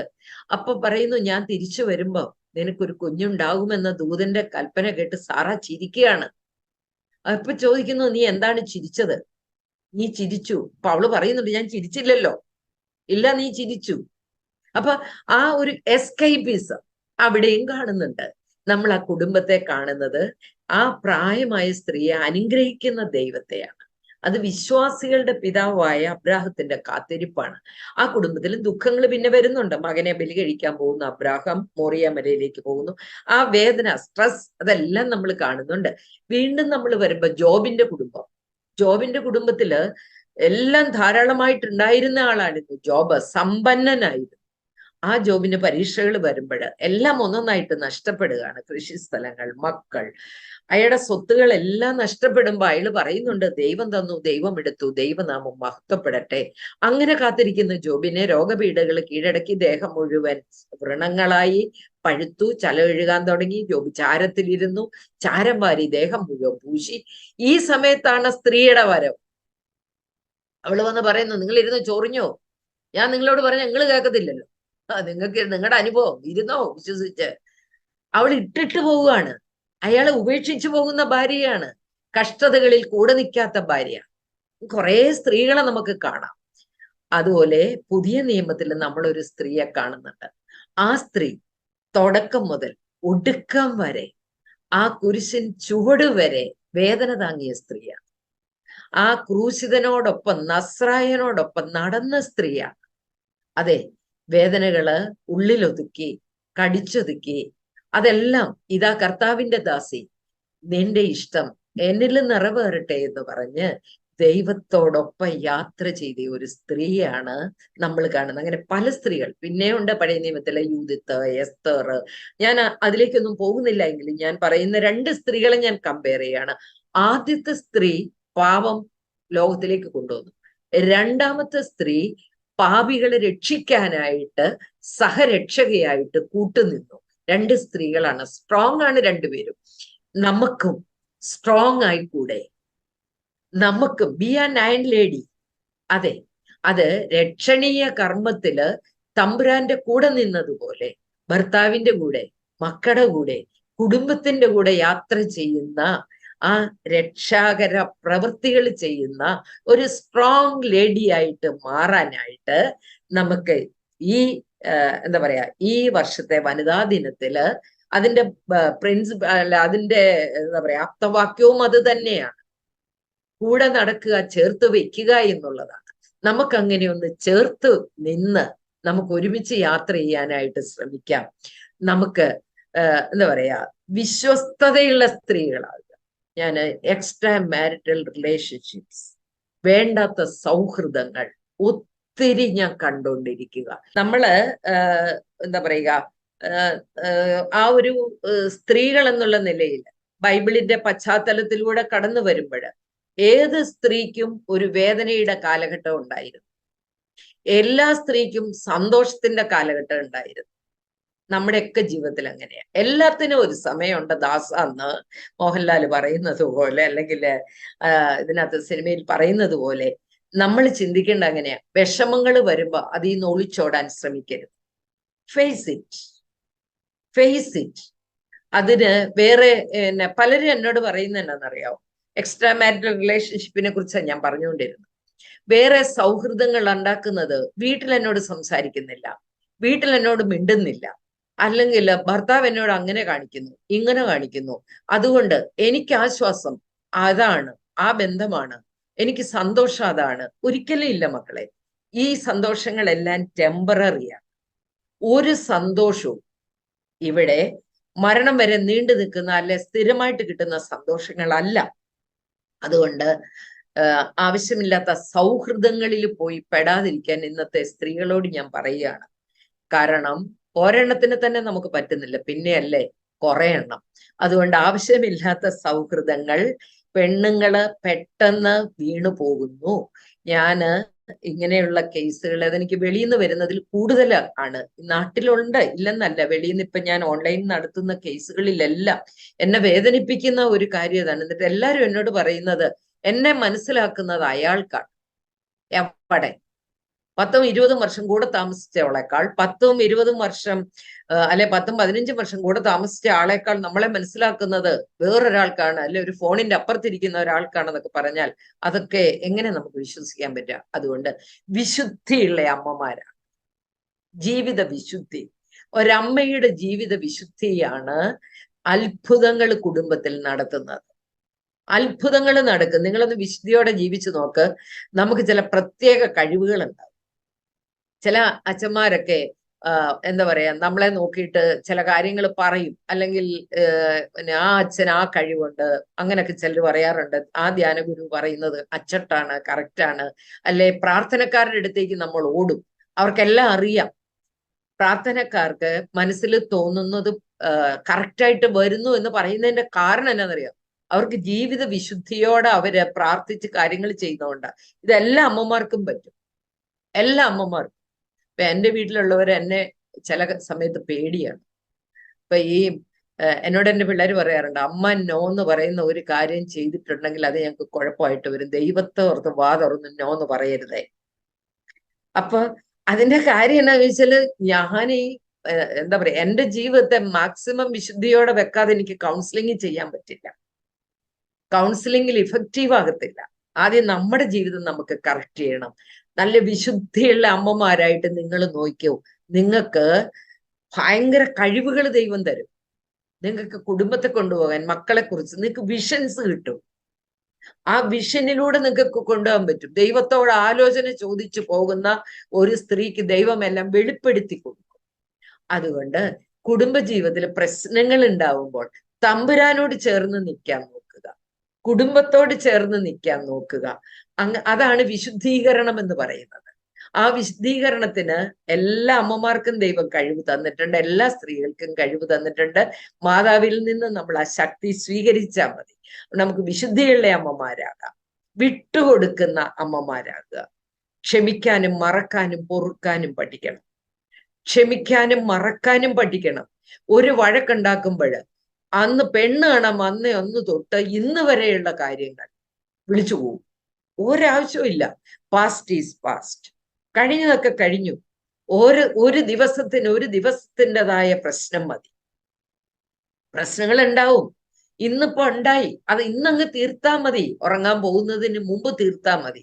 ഏതെങ്കിലും വീട്ടിൽ പ്രശ്നമുണ്ടോ ഇല്ലയോ എന്ന് കണ്ടുപിടിക്കാൻ ഞാൻ ചോദിക്കാറുള്ള ഒരു ചോദ്യമുണ്ട്. ഏതെങ്കിലും വീട്ടിൽ ഭാര്യയും ഭർത്താവും ഒരുമിച്ച് ഒരു മുറിയിലല്ല ഉറങ്ങുന്നതെങ്കിൽ, ഏതെങ്കിലും വീട്ടിൽ ഭാര്യയും ഭർത്താവും ഒരു നേരമെങ്കിലും ഒരുമിച്ചിരുന്ന് ആഹാരം കഴിക്കുന്നില്ലെങ്കിൽ, ഏതെങ്കിലും വീട്ടിൽ കുടുംബ പ്രാർത്ഥന ഇല്ലെങ്കിൽ ആ വീട്ടിൽ പ്രശ്നമുണ്ട്. പ്രശ്നം ഉണ്ടാകാതിരിക്കാൻ നിങ്ങൾ സൂക്ഷിക്കേണ്ട കാര്യമാണ്. ബെഡ്റൂം എന്ന് പറയുന്നത് ഒരു അൾത്താരയാണ്. ഒരു വൈദികൻ എങ്ങനെയാണോ ഒരു അൾത്താരയിൽ നിന്ന് വിശുദ്ധ ബലി അർപ്പിക്കുന്നത്, അതേപോലെ വിവാഹം എന്ന കൂദാശ പരികർമ്മം ചെയ്യുന്ന സ്ഥലമാണ് നമ്മുടെ ബെഡ്റൂം. ആ മേശ, അച്ഛൻ നിന്ന് ആ പരികർമ്മം ചെയ്യുന്ന മേശയാണ് നമ്മുടെ കട്ടിൽ. ബലിവസ്തുക്കളാണ് ഭാര്യ ഭർത്താക്കന്മാർ. അപ്പൊ അതെത്ര വിശുദ്ധിയോടെ നമ്മൾ സൂക്ഷിക്കേണ്ട സ്ഥലമാണ്. അവിടെ ചീത്ത പറയരുത്, തെറി പറയരുത്. ഈ കഴിഞ്ഞ ദിവസം ബെഡ്റൂമിൽ ഒരു ഭാര്യയും ഭർത്താവും കൂടെ, അതും വെളിയിലൊരു രാജ്യം ഞാൻ പറയുന്നില്ല, വഴക്കുണ്ടാക്കി. ഫോണിലാ മെസ്സേജാ, നീ പോടാ പട്ടി, നിന്റെ തന്തയെ അടി പട്ടി, നീ എന്റെ തന്തയ്ക്ക് വിളിക്കാറായോടാ തെണ്ടി. തന്തയ്ക്കും തന്തയ്ക്കും വിളിക്കുവേണ്ടി പിന്നെ 16 തെറി മെസ്സേജാണ്. അവര് വഴക്ക് പിടിച്ചോ? ഇല്ല, മെസ്സേജ് അയച്ചു. ഭാര്യ ഭർത്താക്കന്മാർക്ക് ഇപ്പോഴത്തെ വഴക്കുകള് വലിയ ശീതവാറെന്ന ഞാൻ അതിനെ വിളിക്കുക. മെസ്സേജ് അയച്ച് വഴക്ക് പിടിക്കുക, അതിനുള്ളതാണ് ഈ ഫോൺ. മെസ്സേജ് അയച്ച് വഴക്ക് പിടിക്കുക. ദൈവത്തെ ഓർത്ത് ഞാൻ പെൺകുട്ടികളോട്, ഒത്തിരി കൊച്ചു പിള്ളേരുണ്ട് ഇതിനകത്ത് എന്നെ സംബന്ധിച്ചിടത്തോളം, അതുകൊണ്ട് ഞാൻ പറയുകയാണ്, പറയാനുള്ളത് നേരെ പറഞ്ഞ മെസ്സേജ് ഒക്കെ അവിടെ കിടക്കും. അത് ഡിലീറ്റ് ചെയ്താലും ചിലപ്പോൾ അത് ഏതെങ്കിലും കോർണറിൽ പോയി കിടക്കും. ഇത് ജീവിതം മുഴുവൻ ഇതെല്ലാം വെച്ചുകൊണ്ട് നമ്മൾ വേദനിക്കേണ്ടി വരും. അതുകൊണ്ട് നമുക്ക് ചേർത്ത് വയ്ക്കാം, കുടുംബത്തെ ചേർത്ത് വയ്ക്കാം, അവരെ സ്നേഹിക്കാം, മനസ്സിലാക്കാം. നമ്മളാണ് സെന്റർ പോയിന്റ് എന്ന് ഓർക്കണം. ഒരു കുടുംബത്തിന്റെ സെന്റർ പോയിന്റ് ഒരു സ്ത്രീയാണ്.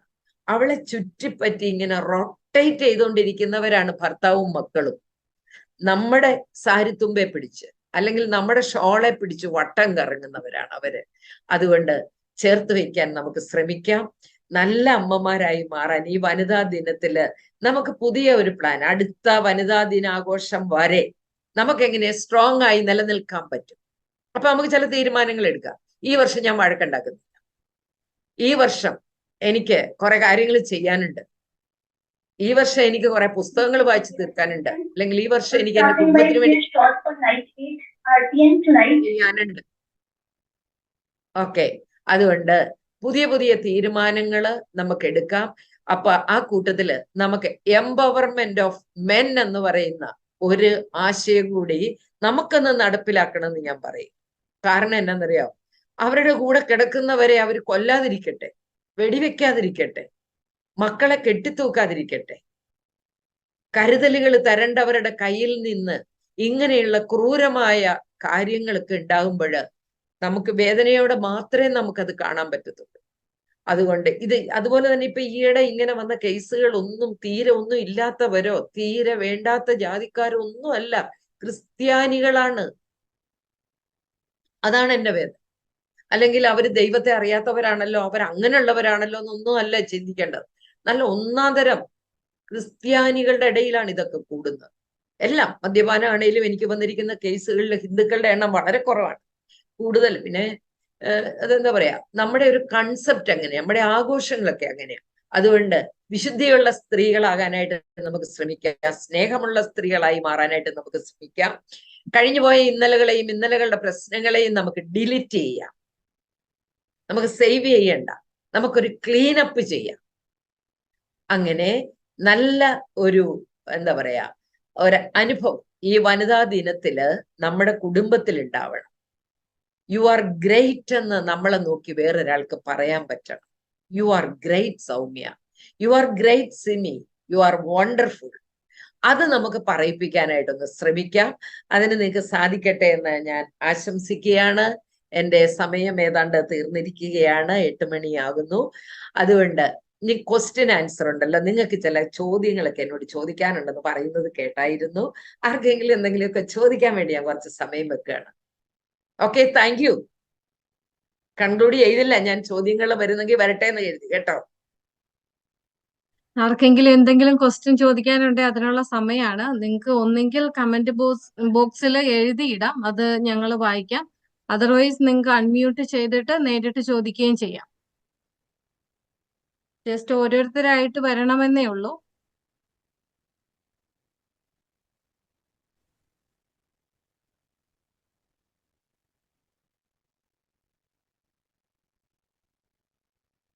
നമ്മുടെ സ്ത്രീകൾക്ക്, ജ്ഞാനായ സ്ത്രീകൾക്ക് അങ്ങനെ സംശയങ്ങളൊന്നുമില്ല. അവർക്ക് അല്ലേ, ശരിയല്ലേ? നമുക്ക് ആരെയും സംശയമില്ല, ഭർത്താവിനെ സംശയമില്ല, ക്ലാസ്സുകളിൽ സംശയമില്ല, അല്ലേ? ആർക്കും ഒന്നും ചോദിക്കാനില്ല അല്ലേ? അപ്പൊ അതിന്റെ അർത്ഥം എന്നാ? പറഞ്ഞല്ല എല്ലാവർക്കും മനസ്സിലായി അല്ലേ? Positive, B positive always. നമുക്ക് പോസിറ്റീവായിട്ട് എല്ലാത്തിനെയും എടുത്താൽ മതി, ഡോണ്ട് ബി നെഗറ്റീവ്.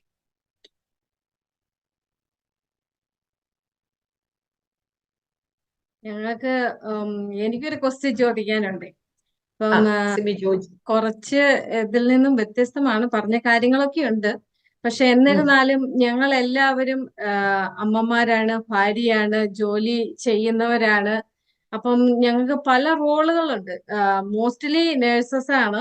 അപ്പം ഡേ ഷിഫ്റ്റ്, നൈറ്റ് ഷിഫ്റ്റ്, അങ്ങനെയുള്ള പല കാര്യങ്ങളും ഒക്കെ വരും. അപ്പം ചിലപ്പം ചില കാര്യങ്ങളിൽ അങ്ങ് പെർഫെക്റ്റ് ആകാൻ സാധിച്ചു എന്ന് വരില്ല. അങ്ങനെയൊക്കെ ഉണ്ടാകുന്ന ഒരു റോൾ കോൺഫ്ലിക്റ്റുകളെ നമ്മൾക്ക് എങ്ങനെ ഈസി ആയിട്ട് ഹാൻഡിൽ ചെയ്യാൻ പറ്റും? ഓക്കെ, സിമിയോടെ ഞാൻ ഇതിപ്പോ എല്ലാവർക്കും വേണ്ടി നല്ല ചോദ്യമാണ്. അതിനകത്ത് സിമിയോട് ഞാൻ പറയുന്നുണ്ടല്ലോ, നമ്മൾ ആരും ഈ പെർഫെക്ഷനിസം ആഗ്രഹിക്കരുത്. അങ്ങനെ പെർഫെക്റ്റ് ആകാൻ ഒരു കാലഘട്ടത്തിലും നമുക്ക് പറ്റില്ല. കാരണം ഞാനിപ്പോ ജോലി ചെയ്ത് തന്നെ ഇപ്പൊ 45 വർഷം ജോലി ചെയ്യുക എന്ന് പറഞ്ഞാൽ നിങ്ങൾക്കറിയാം, അതിനിടയിൽ കല്യാണം കഴിഞ്ഞാണ് പഠിച്ച് തീർത്തത്, ജോലി ചെയ്യാൻ തുടങ്ങിയത്. പക്ഷേ അതിനിടയ്ക്ക് ഗർഭധാരണം വന്നു, പ്രസവം വന്നു. ഞാനും ഇപ്പൊ നിങ്ങൾ നൈറ്റ് ഷിഫ്റ്റ് ഡേ ഷിഫ്റ്റ് ഇല്ലെങ്കിൽ ഞാൻ ഒത്തിരി ട്രാവൽ ചെയ്യുന്നയാളാണ്. പലപ്പോഴും ഞാൻ വീട്ടിൽ ഉണ്ടാവില്ല. ഇപ്പൊ തന്നെ ഒരു മാസത്തെ എടുത്ത കുറെ ദിവസങ്ങൾ വീട്ടിലില്ല. പക്ഷെ അപ്പോഴും ഞാൻ ചെയ്യുന്ന കാര്യം എന്താന്ന് ചോദിച്ചാൽ എല്ലാം പെർഫെക്റ്റ് ഒന്നും ആകത്തില്ല. എന്നെ കൊണ്ട് ചെയ്യാൻ പറ്റുന്നത് മാക്സിമം ചെയ്യുക. ഇപ്പൊ ജോലി ചെയ്യുന്ന ആർക്ക് വേണ്ടിയാ? നമ്മുടെ ഫാമിലിക്ക് വേണ്ടിയാ, അല്ലേ? ആണോ? അതെ, നമ്മൾ അതെല്ലാം ഇൻവെസ്റ്റ്മെന്റ് ആയിട്ട് എടുക്കണം. ഇൻവെസ്റ്റ്മെന്റ് ആണ്. അപ്പൊ നമുക്ക് പലിശയൊക്കെ കിട്ടും കുറെ കഴിയുമ്പോൾ, നമുക്ക് ലാഭം കിട്ടും.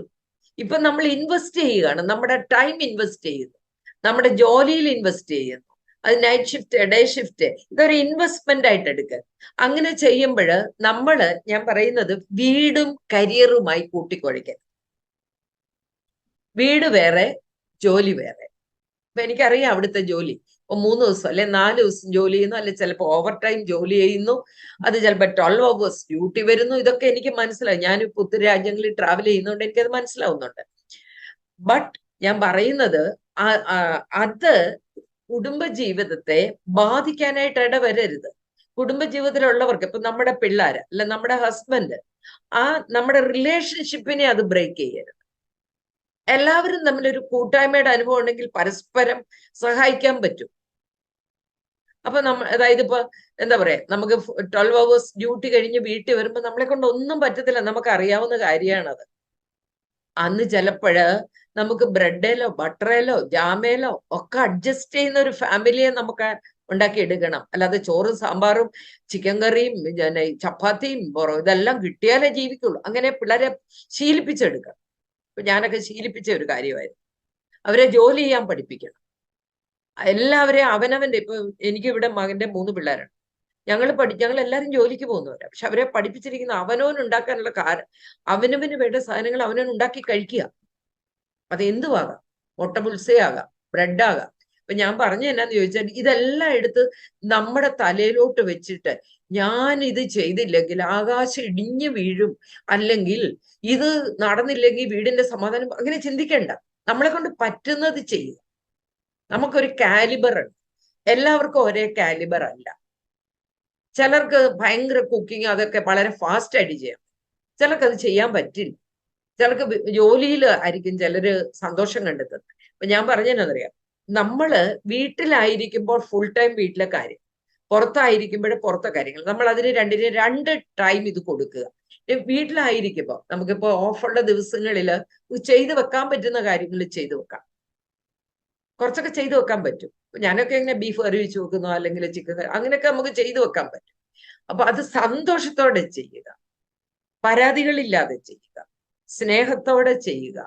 നമ്മൾ എവിടെ ആയിരിക്കുന്നോ എന്തായിരിക്കുന്നോ ആയിരിക്കുന്ന കാര്യത്തിൽ എൻജോയ്ഡ് ആകും. ജോലിയിൽ നമ്മൾ നേഴ്സാണ്, നമുക്ക് അവിടെ കെയർലെസ് ആയിട്ട് ചെയ്യാൻ പറ്റത്തില്ല. മനുഷ്യന്റെ ജീവനാണ്. അതിനകത്ത് എൻജോയ് ചെയ്യണം, അതൊരു എൻജോയ്മെന്റ് ആക്കി എടുക്കണം. അപ്പോ എന്താ പറയാ, കരിയറും കുടുംബവും 2 സ്ഥലമാണ്. ഓഫീസിലെ സ്ട്രെസ്, ഹോസ്പിറ്റലിലെ സ്ട്രെസ് ചുമന്നുകൊണ്ട് വീട്ടിലോട്ട് വരാതിരിക്കുക, വീട്ടിലെ സ്ട്രെസ് ചുമന്നുകൊണ്ട് അങ്ങോട്ടും പോകാതിരിക്കുക. വീടിന്റെ അവിടെ നിന്ന് ഇറങ്ങുമ്പോഴേ വീട്ടിലെ കാര്യങ്ങൾ ലോക്ക് ചെയ്തേക്കണം, മൈൻഡ് കൊണ്ട് ബ്ലോക്ക് ചെയ്തേക്കണം. പിന്നെ നമ്മൾ വേറൊരു ലോകത്താണ്. ഇനി ഹോസ്പിറ്റലിൽ നമുക്ക് ചില കുഴപ്പങ്ങൾ വരും. ചിലപ്പോൾ നമ്മുടെ എന്താ പറയാ, പിന്നെ സീനിയർ അല്ലെങ്കിൽ നമ്മുടെ വാർഡൻ നമ്മളെ വഴക്കുണ്ടാക്കും. നീ അത് ചെയ്തില്ല, നീ ഇതൊക്കെ ഉണ്ടാവും. അത് it's a part of our life. അതിനെ ചുമന്നിട്ട് ഇന്ന് അങ്ങനെ പറഞ്ഞു, അതുകൊണ്ട് എനിക്ക് അവിടെ പറ്റിയില്ല. ആ വിഷമങ്ങളെ ചുമന്ന് വീട്ടിൽ കൊണ്ടുവന്ന് കെട്ടിയനോടും പിള്ളേരോടും തീർക്കാതിരിക്കുക. അത് അവിടെ ലോക്ക് ചെയ്തിട്ടേച്ച് പോകണം. പറയുന്നത് കിട്ടുന്നുണ്ടോ സിമി? മനസ്സിലാവുന്നുണ്ടോ? ഓക്കെ, ഞാൻ പറയുന്നത് ഞാനും അങ്ങനെയാണ്. ക്ലിനിക്കിൽ നിന്ന് ഇറങ്ങുമ്പോൾ ഞാൻ ആ ലോക്ക് ചെയ്യുന്ന കൂട്ടത്തില് ഒരു ദിവസം 10 കേസ് ചെയ്ത് വട്ടായിട്ട് അവിടുന്ന് ഇറങ്ങുന്നത്. എന്തെല്ലാം തരത്തിലുള്ള കേസുകളാണ്, നമുക്ക് ചിന്തിക്കാൻ പോലും മേലാത്ത കേസുകൾ. അപ്പൊ അതുകൊണ്ട് വീട്ടിൽ വന്നാൽ എനിക്കറിയാം വീട്ടിലെ സമാധാനം പോവും, ഞാൻ അത് വിടും. വീട്ടിൽ വരുമ്പോഴത്തേക്ക് ഞാൻ വേറെ അസല് വീട്ടമ്മയാണ്, അസല് വീട്ടമ്മയായി മാറും. ഏതാ നമ്മുടെ നൈറ്റി ഒക്കെ എടുത്ത് ഊത്തി ഇങ്ങനെ നിൽക്കുന്ന ആ വീട്ടമ്മ തന്നെയായി മാറും. അത് എൻജോയ് ചെയ്യാൻ. അതാണ് ഒരു മാർഗം എന്ന് പറയുന്നത്. മനസ്സിലായോ? അതുകൊണ്ട് നമ്മുടെ ഓരോ റോള്, ഭാര്യ എന്ന റോള്, അമ്മ എന്ന റോള്, നേഴ്സ് എന്ന റോള്, അതെല്ലാം വേറെ വേറെയാണ്. എല്ലാത്തിനോടും കമ്മിറ്റ്മെന്റ് വേണം. പക്ഷെ നമ്മൾ ആരും എല്ലാം തികഞ്ഞവരല്ലല്ലോ. എല്ലാം അങ്ങനെ പെർഫെക്റ്റ് ആയിട്ട് വീട് എപ്പോഴും വൃത്തിക്ക് കിടക്കാൻ ചിലപ്പോൾ പറ്റത്തില്ല. ചിലപ്പോൾ പിള്ളേർ നിരത്തി ഇട്ടെന്നിരിക്കും. അതിന് വഴക്കുണ്ടാവുമായിരിക്കും, ഇല്ലെന്നൊന്നും ഞാൻ പറയുന്നില്ല. ഇപ്പൊ ചില സ്ത്രീകൾ ഭയങ്കര പെർഫെക്ഷനിസ്റ്റുകളാ. ഷൂ അവിടെ വെച്ചിരിക്കണം. ഭർത്താവ് വരുമ്പോ ചിലപ്പോ സെറ്റിയിലോട്ട് ഇരുന്നിട്ട് ഷൂ ഊരി അങ്ങോട്ട് എറിഞ്ഞ് ടൈ അഴിച്ച് ഇങ്ങോട്ടിട്ട് ഷർട്ട് ഊരി അതിലോട്ടിട്ട് അവിടെ ഇടും. അപ്പൊ അത് കാണുമ്പോ ചില സ്ത്രീകൾക്ക് ചൊറിഞ്ഞു കയറും. എന്നിട്ട് ഇത് ഇവിടെ ആണോ വെക്കുന്നത്, നിങ്ങൾക്ക് എടുത്തുകൂടെ? പല പെൺകുട്ടികൾ എന്നോട് പറയണ്ട, സോക്സ് ഊരി എറിയുന്നു ആ മനുഷ്യൻ, വന്ന ഉടനെ TV ഓൺ ചെയ്യുന്നു, സോക്സ് ഊരി എറിയുന്നു, എന്നിട്ട് ഞാൻ പെറുക്കാൻ പോണം. അപ്പൊ ഞാൻ പറയാം, തൽക്കാലം പെറുക്കാൻ പോകണ്ട, അവിടെ കിടക്കട്ടെ. പിന്നെ ഏതെങ്കിലും സമയത്ത് തൂത്തുവാരുമ്പോ എടുത്തോളാം, സോക്സ് വേറെ ഉണ്ടല്ലോ, വേറെ ഇട്ടോണ്ട് പിറ്റേ ദിവസം പൊക്കോളും. പിന്നെ നമുക്ക് ശാന്തമായിട്ടിരുന്ന് പറയാം, അതെ ഇത് ശരിയായൊരു നടപടിയല്ല എന്ന് സ്നേഹത്തോടെ ഒരു കെട്ടിപ്പിടിച്ചൊരു ഉമ്മയൊക്കെ കൊടുത്ത് നമുക്ക് പതുക്കെ പറയാൻ പറ്റണം. അല്ലാതെ ആ സോക്സ് എടുത്തെറിയുന്ന, ഇതാ ഞാൻ പറയുന്നത് നിങ്ങളോട്, കണ്ടില്ല എറിയുന്നതെന്ന് പറഞ്ഞ് നമ്മളൊരു യുദ്ധം ഉണ്ടാക്കാതിരുന്നാ മതി. നമുക്കതൊക്കെ സ്നേഹത്തോടെ അവിടെ ലവ് എക്സ്പ്രസ് ചെയ്യുമ്പോൾ അതിനകത്ത് വീഴാത്തവരൊന്നും ഇല്ല സിമി, എല്ലാരും വീണുപോകും. അതുകൊണ്ട് ഓരോ റോളിനും ഓരോ ഇമ്പോർട്ടൻസ് കൊടുക്കുക, എന്നിട്ട് അത് ചെയ്യാൻ നോക്കുക കേട്ടോ. എല്ലാം കൂടെ മിക്സ് ചെയ്യാതിരുന്നാൽ മതി. ഓക്കെ. എനിക്കൊരു സംശയമുണ്ട്, കേക്കാവോ? ആരാണ്? ഞാൻ ആരാണ്? മേരിയാണ്.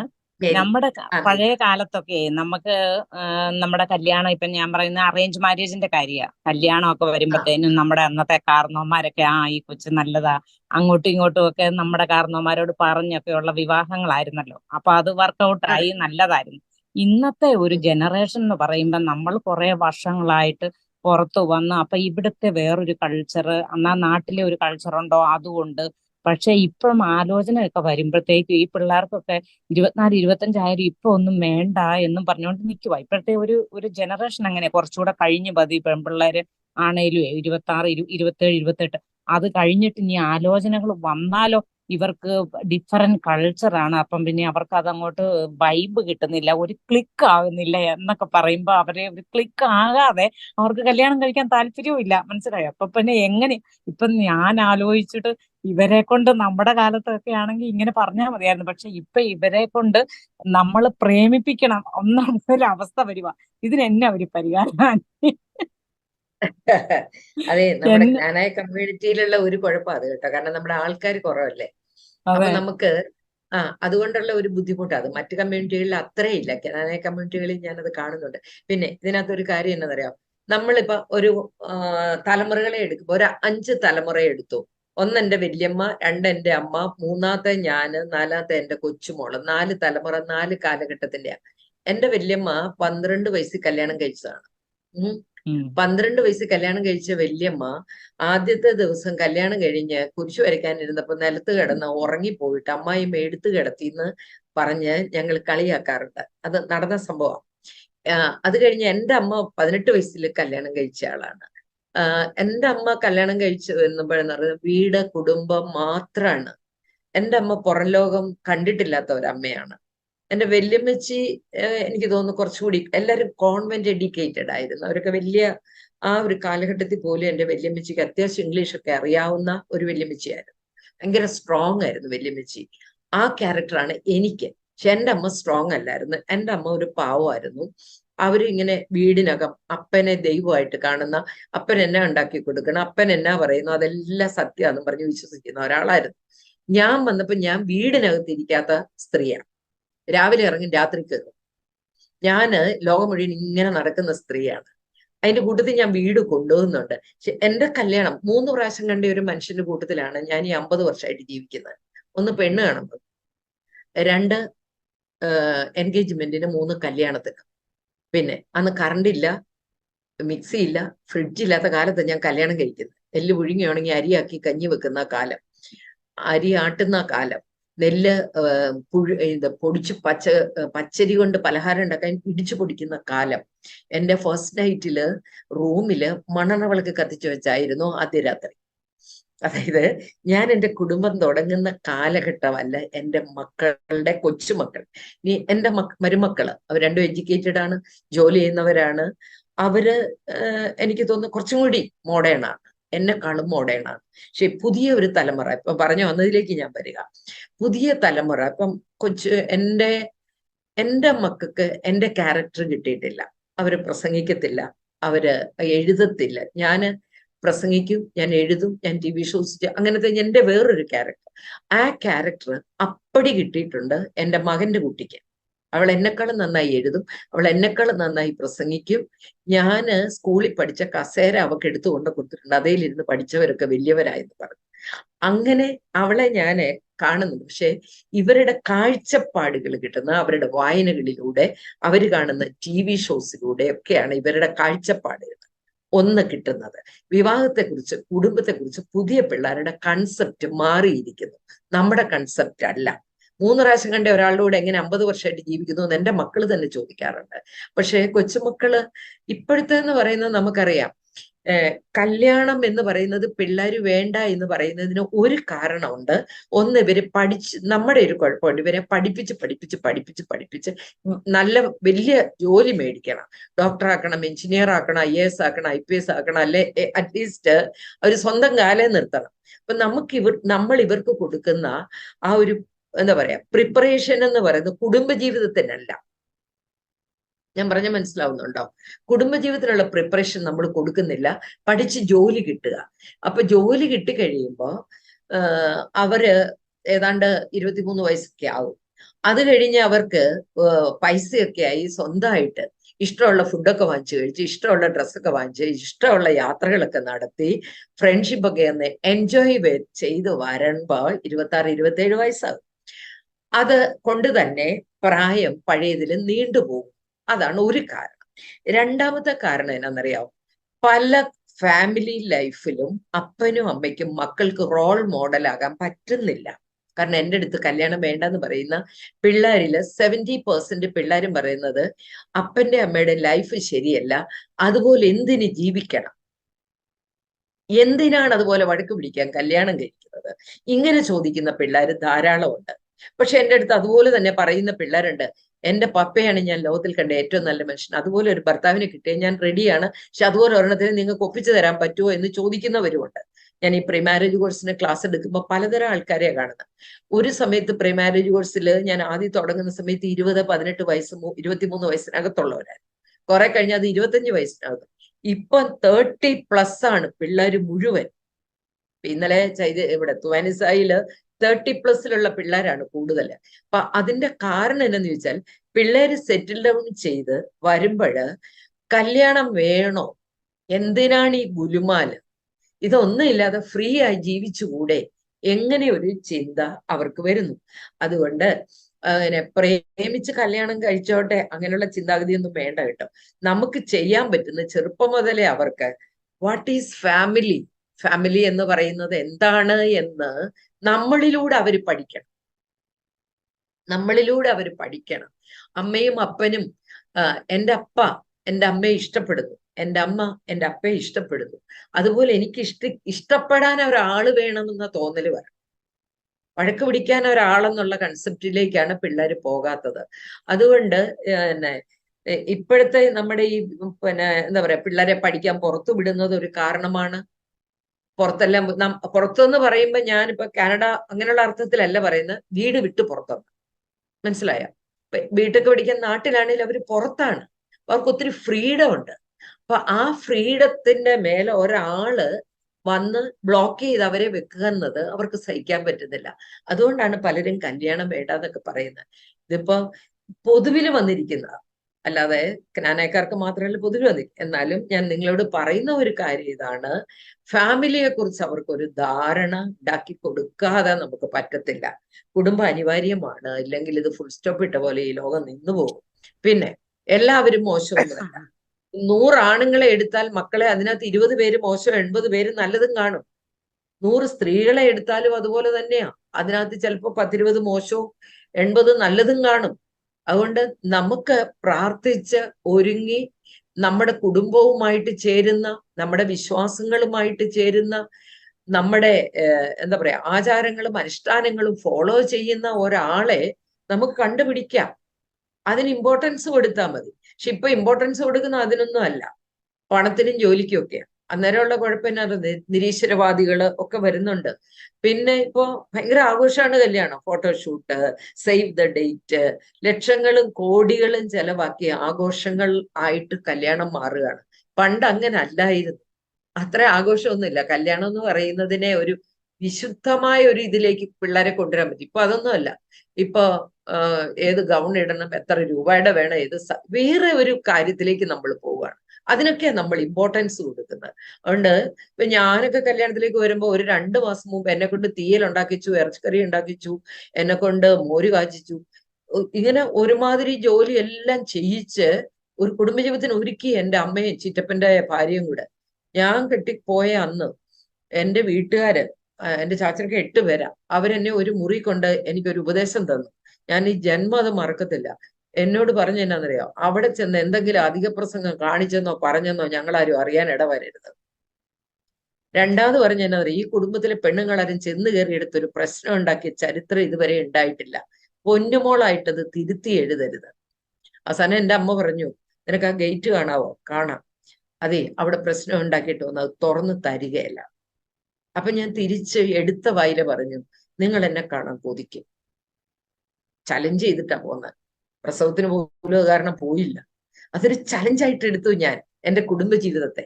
മക്കൾക്ക് നമുക്കൊരു പരിശീലന വേദിയാക്കി കുടുംബത്തെ എടുക്കാൻ നമുക്ക് ശ്രമിക്കാം. കുടുംബ സന്തോഷമുള്ള ഒരു അനുഭവമാക്കി മക്കൾക്ക് പറഞ്ഞു കൊടുക്കാൻ അവര് തീർച്ചയായിട്ടും. പിന്നെ ഈ കാലഘട്ടത്തിൽ അവരുടെ വിദ്യാഭ്യാസം ജോലിയൊക്കെ കൊണ്ട് വന്നിരിക്കുന്ന കേട്ടോ, പൊതുവിൽ വന്നിരിക്കുന്ന, നിങ്ങൾ അതോർത്ത് വിഷമിക്കണ്ട. പക്ഷെ പണ്ടത്തെ അമ്മമാര് ചെയ്തതുപോലെ മക്കൾ ഉണ്ടാകുമ്പോൾ തന്നെ അവർക്ക് വേണ്ടി പ്രാർത്ഥിച്ചോണ്ടിരിക്കുക. അപ്പൊ നമുക്ക് അവര് നല്ല തോട്ട്സിലൂടെ വരും. അവരുടെ കൂട്ടുകാരും അവരുടെ ആൾക്കാരും അവരുടെ പണം അവരെങ്ങനെ സ്പെൻഡ് ചെയ്യുന്നു എന്നൊക്കെ അറിയണം കേട്ടോ നമ്മള്. കാരണം കഴിഞ്ഞ ദിവസം ഒരു പെണ്ണെനിക്ക് വന്നു, അവള് ചെന്നൈയിലാ പഠിച്ചത്, MBA പഠിക്കുമ്പോൾ ഒരുത്തൻ അവനെ വിട്ട് സ്പൈസ് ജെറ്റിൽ ജോലിക്ക് കയറിയപ്പോ വേറൊരുത്തൻ 2 വർഷം അവൻ ലിവിങ് ടുഗദർ, അവനെ വിട്ടു. അത് കഴിഞ്ഞ് അവൾ എയർ ഏഷ്യയിലേക്ക് മാറിയപ്പോ അവിടെ വേറൊരുത്തൻ, അവൻ കല്യാണം കഴിച്ച 2 പിള്ളേരുള്ള ഒരുത്തന്, അവന്റെ കൂടെ ലിവിങ് ടുഗദർ, മൂന്നാമത്തവൻ. അങ്ങനെ അവള് കല്യാണത്തിലേക്ക് വരിക. കല്യാണത്തിലേക്ക് വരുമ്പോ ഓസ്ട്രേലിയയിൽ ജോലിയുള്ള ഒരു MS കാരൻ പയ്യനാണ് വന്നത്. അപ്പൊ അവള് കല്യാണം കഴിഞ്ഞു തായ്ലൻഡിനൊക്കെ പോയി തിരിച്ച് അവന്റെ ഇവിടെ പേപ്പറൊക്കെ റെഡിയാക്കണമെന്ന് പറഞ്ഞ് തിരിച്ചു പോയ നേരത്തിന് ഇവള് ആ 2 പിള്ളേരുള്ളവന്റെ കൂടെ വീണ്ടും പോയി താമസിക്കുക. അത് അവിടെ കൂടെ ജോലി ചെയ്യുന്ന ഒരുത്തൻ ഭർത്താവിനെ അറിയിച്ചിട്ട് ഇപ്പൊ വിവാഹമോചനത്തിന് വന്ന കേസാണ്. അതായത് നമ്മുടെ പിള്ളേർക്ക് ആ സീരിയസ്നെസ് ഇല്ല കുടുംബജീവിതത്തെ കുറിച്ചുള്ള, അത് നമുക്ക് കൊടുക്കണം. അതാണ് ഞാൻ പറയുന്ന ഭാഗം. Okay okay, thank you. Thank you. വേറൊരു ക്വസ്റ്റ്യൻ, ഞാനിങ്ങനെ ഇപ്പൊ ഇവിടെ കുറെ പേരോട് ഞാനിങ്ങനെ സംസാരിക്കുമ്പോ, ഇപ്പോഴത്തെ നമ്മുടെ ഈ തലമുറ പിള്ളേരെന്ന് പറയുമ്പോൾ അവര് നമ്മുടെയൊക്കെ ചെറുപ്പത്തിൽ നമ്മള് ടീനേജില് കാണിച്ചുകൊണ്ടിരുന്ന ഒരു സ്വഭാവ ഡിഫറൻസ്, ഒരു മൂഡ് സ്വിങ്സ്, അതൊക്കെ ഇപ്പൊ കുറച്ചും കൂടെ കുഞ്ഞില് വരുന്നതായിട്ട് ഒരു അനുഭവം തോന്നുന്നു. മാഡത്തിന്റെ എക്സ്പീരിയൻസിൽ അങ്ങനെ അല്ല, അതിന്റെ കാരണം എന്നറിയാവോ, ഇന്റലിജൻസ് ലെവലിൽ അവര് നമ്മളെക്കാൾ മുന്നിലാ സിമി. നമ്മള് 4ാം ക്ലാസ്സിൽ പഠിച്ചതല്ല അവർക്ക് അറിയാവുന്നത്. നമ്മള് 1ാം ക്ലാസ്സിൽ പഠിച്ചതല്ല. ഇപ്പൊ ഞാന് പിന്നെ കളരിയിലാ പഠിച്ചത്. ഈ വിരല് കൊണ്ട് ഞാൻ ആദ്യം പഠിച്ച അക്ഷരം ആയാണ്. ആ, അത് ഏറ്റവും ബുദ്ധിമുട്ടുള്ള ലെറ്ററാണ് ആ. ഞാൻ അതല്ലാണ് എൻ്റെ വിദ്യാഭ്യാസം തുടങ്ങുന്നത്. പക്ഷെ എൻ്റെ മകന്റെ കൊച്ചുണ്ട് ഇവിടെ, അവൻ ആദ്യം പഠിച്ച ലെറ്റർ റായാണ്, ഏറ്റവും സിമ്പിൾ ലെറ്ററാണ്. എന്നിട്ട് അവൻ ഒരു ദിവസം എന്നോട് പറഞ്ഞു, അമ്മ റാ ഇസ് എ വണ്ടർഫുൾ ലെറ്റർ. റാ കൊണ്ട് വായ ഉണ്ടാക്കാം, താഴെ ഉണ്ടാക്കാം, പായ ഉണ്ടാക്കാം, നായ ഉണ്ടാക്കാം, അതുകൊണ്ട് ഒത്തിരി കാര്യങ്ങൾ ഉണ്ടാക്കാം. അപ്പൊ നമ്മുടെ പിള്ളേര് പഠിക്കുന്ന രീതികൾ വ്യത്യാസമാണ്. Slanting line, straight line, then A. അവർ പഠിച്ചു വരുന്ന രീതി വ്യത്യാസമാണ്. 2 വയസ്സ് 3 വയസ്സുള്ള ഒരു കൊച്ചിന് ഫോൺ ഹാൻഡിൽ ചെയ്യാൻ അറിയാം. നമുക്കറിയായിരുന്നോ 3 വയസ്സിൽ? നമ്മൾ TV കണ്ടോ? ഇല്ല. ഇപ്പൊ ഇന്റലിജൻസ് ലെവലിൽ അവർ വളരെ മുന്നിലാണ്. പിന്നെ നിങ്ങളുടെ പിള്ളേരെ കുറിച്ച്, പുറത്തുള്ളവരുടെ പിള്ളേരെ കുറിച്ച് പറയുമ്പോൾ അവരൊരു മിക്സഡ് കമ്മ്യൂണിറ്റിയിൽ വളരും. നമ്മുടെ ഇവിടുത്തെ പോലെ അല്ല. കാരണം ഞാൻ ഏതോ ഒരു രാജ്യത്ത് പിള്ളേർക്ക് ക്ലാസ് എടുത്തപ്പോൾ ഒരു മലയാളി പയ്യന് എന്നോട് ചോദിച്ച ഒരു ചോദ്യം, ഇതുവരെ എനിക്ക് അതിന് ഒരു ആൻസർ കിട്ടുന്നില്ല. അവൻ എന്നോട് ചോദിച്ച ഒരു ചോദ്യം, മലയാളി മാത്രമേ സ്വർഗത്തിൽ പോകുന്നുള്ളൂ, സ്വർഗത്തിൽ മലയാളികളെ ഉള്ളൂ. ഞാൻ ചോദിച്ചു എന്താണ് ഈ ചോദ്യം? അന്നേരം എന്നോട് പറഞ്ഞു, ഇംഗ്ലീഷുകാർക്ക് സെറ്റ് വലിക്കാം, ഇംഗ്ലീഷുകാർക്ക് പ്രേമിക്കാം, ഇംഗ്ലീഷുകാർക്ക് കള്ളു കുടിക്കാം, അവർക്ക് സ്ലീപ്പ് ഓവർ പോവാം, അവർക്ക് എന്തും ചെയ്യാം. ഞങ്ങൾക്ക് ഇതൊന്നും പറ്റത്തില്ല. ഞങ്ങൾക്ക് സ്ലീപ്പ് ഓവർ പോകാൻ പറ്റുന്നില്ല, ഞങ്ങളെ വിടുന്നില്ല, സായിപ്പന്മാരോട് മിണ്ടാൻ പറ്റുന്നില്ല, സിഗരറ്റ് വലിക്കാൻ പറ്റുന്നില്ല, ഒന്നും പറ്റുന്നില്ല. ഇവർക്ക് ഇതെല്ലാം ചെയ്യാം. അപ്പൊ അങ്ങ് മരിച്ച് സ്വർഗത്തിൽ ചെല്ലുമ്പോ മലയാളി മാത്രമേ കാണത്തുള്ളൂ. അതായത് നമ്മുടെ കൾച്ചർ അവിടുത്തെ കൾച്ചറും കൂടെ പിള്ളേർ മിക്സപ്പ് ആകും. മനസ്സിലാവുന്നുണ്ടോ? ഏതാ ശരി ഏതാ തെറ്റെന്ന് അവർക്ക് അറിയാൻ മേല. അതൊരു കുഴപ്പമാണ്. അതൊരു കുഴപ്പമല്ലെന്ന് ഞാൻ പറയുന്നില്ല. നമ്മുടെ കൾച്ചർ അടിച്ചേൽപ്പിക്കാൻ നമ്മൾ ശ്രമിക്കുമ്പോൾ അപ്പുറത്ത് അവർക്ക് വേറൊരെണ്ണം.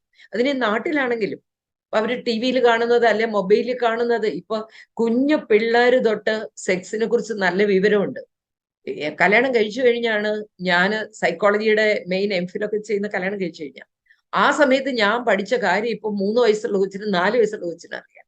അതായത് ആ തലമുറകളിൽ വന്ന വ്യത്യാസമാണ് സിമി. അതായത് അവരുടെ ആ ചിന്താധാരകളൊക്കെ വ്യത്യാസമാണ്. അപ്പൊ നമ്മൾക്ക് അവരുടെ ലെവലിലേക്ക് ഉയരാനേ പറ്റണം. നമ്മൾ താഴെ.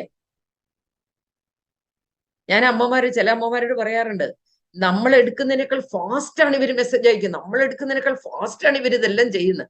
നമ്മൾ കണ്ടുപിടിച്ച് പതുക്കെ വരുമ്പോഴത്തേക്ക് അവരുടെ പരിപാടി അവർ ചെയ്യും. അത്രയും നമുക്ക് ഫാസ്റ്റ് ആകാൻ പറ്റുന്നില്ല. അതുകൊണ്ട് നമുക്കിപ്പോ അവരെ മാറ്റാനോ അല്ലെങ്കിൽ അവർക്ക് ഈ കാലഘട്ടത്തിൽ ജീവിക്കുന്ന പിള്ളേരോട് നമ്മൾ ജീവിച്ച കാലഘട്ടത്തിൽ ഞങ്ങൾ അങ്ങനെ അല്ലായിരുന്നു, ഞങ്ങൾ ദൈവത്തെ ഓർത്ത്, ഞാൻ എപ്പോഴും അമ്മമാരോട് പറയുന്ന ഒരു കാര്യമുണ്ട്, പിള്ളേരുടെ പുറകെ നടന്ന് ഞാൻ അങ്ങനെ ആയിരുന്നു, ഞാൻ ഇങ്ങനെ ആയിരുന്നു, അല്ലെങ്കിൽ ആർക്ക് വേണ്ടിയാടാ ഞാൻ കഷ്ടപ്പെടുന്നത്, നിനക്ക് വേണ്ടി ഇങ്ങനെ പറയരുത്. അപ്പൊ പിള്ളേർ തിരിച്ചു ചോദിക്കും, ഞങ്ങൾ ആ നൂറ്റാണ്ടിൽ ജീവിക്കുന്നവരല്ല. അതുകൊണ്ട് ഇതിന് തമ്മിൽ ക്ലാഷ് ഉണ്ടെങ്കിലും നമ്മൾ കുറച്ചും കൂടി അവരെ മനസ്സിലാക്കാൻ ശ്രമിക്കുക. അതിനിടയിലൂടെ നമുക്ക് കൊടുക്കാൻ പറ്റുന്ന ടിപ്സുകൾ കൊടുത്തോണ്ടിരിക്കുക. ആ വീടൊരു അനുഭവമാക്കി മാറ്റിയാൽ അവർ പുറത്തതിനേക്കാൾ രസമാണ് എൻ്റെ വീടെന്ന് ചിന്തിക്കുമ്പോൾ അവർക്ക് അതൊരു അനുഭവം. പിന്നെ എല്ലാത്തിനും ഒരു ടൈം ഒക്കെ കൊടുക്കണം. ടൈം മാനേജ്മെന്റ് ചെറിയ പിള്ളേർക്കൊക്കെ ഒന്ന് കൊടുത്താൽ മതി. അവരെ ഒന്ന് എന്താ പറയാ സെറ്റ് ചെയ്തൊന്ന് എടുത്ത് വളർത്തിയാൽ മതി. ഓക്കെ.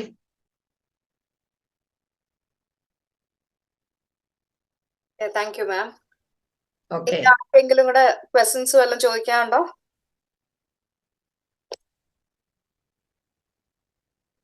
എനിക്കൊരു ചെറിയൊരു സജഷൻ എന്ന് വേണമെങ്കിൽ പറയാം.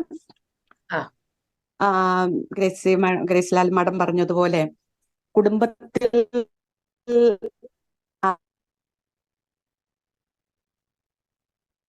കിട്ടുന്നില്ല എന്നാണെന്ന് എനിക്ക് തോന്നുന്നു. പറഞ്ഞത് കേട്ടില്ല കേട്ടോ, ഒന്നും കൂടെ പറയാവോ ക്വസ്റ്റ്യൻ? ഓക്കെ. ഇപ്പൊ കേക്കാവോ? ഇപ്പൊ കേക്കാം. ഓക്കെ.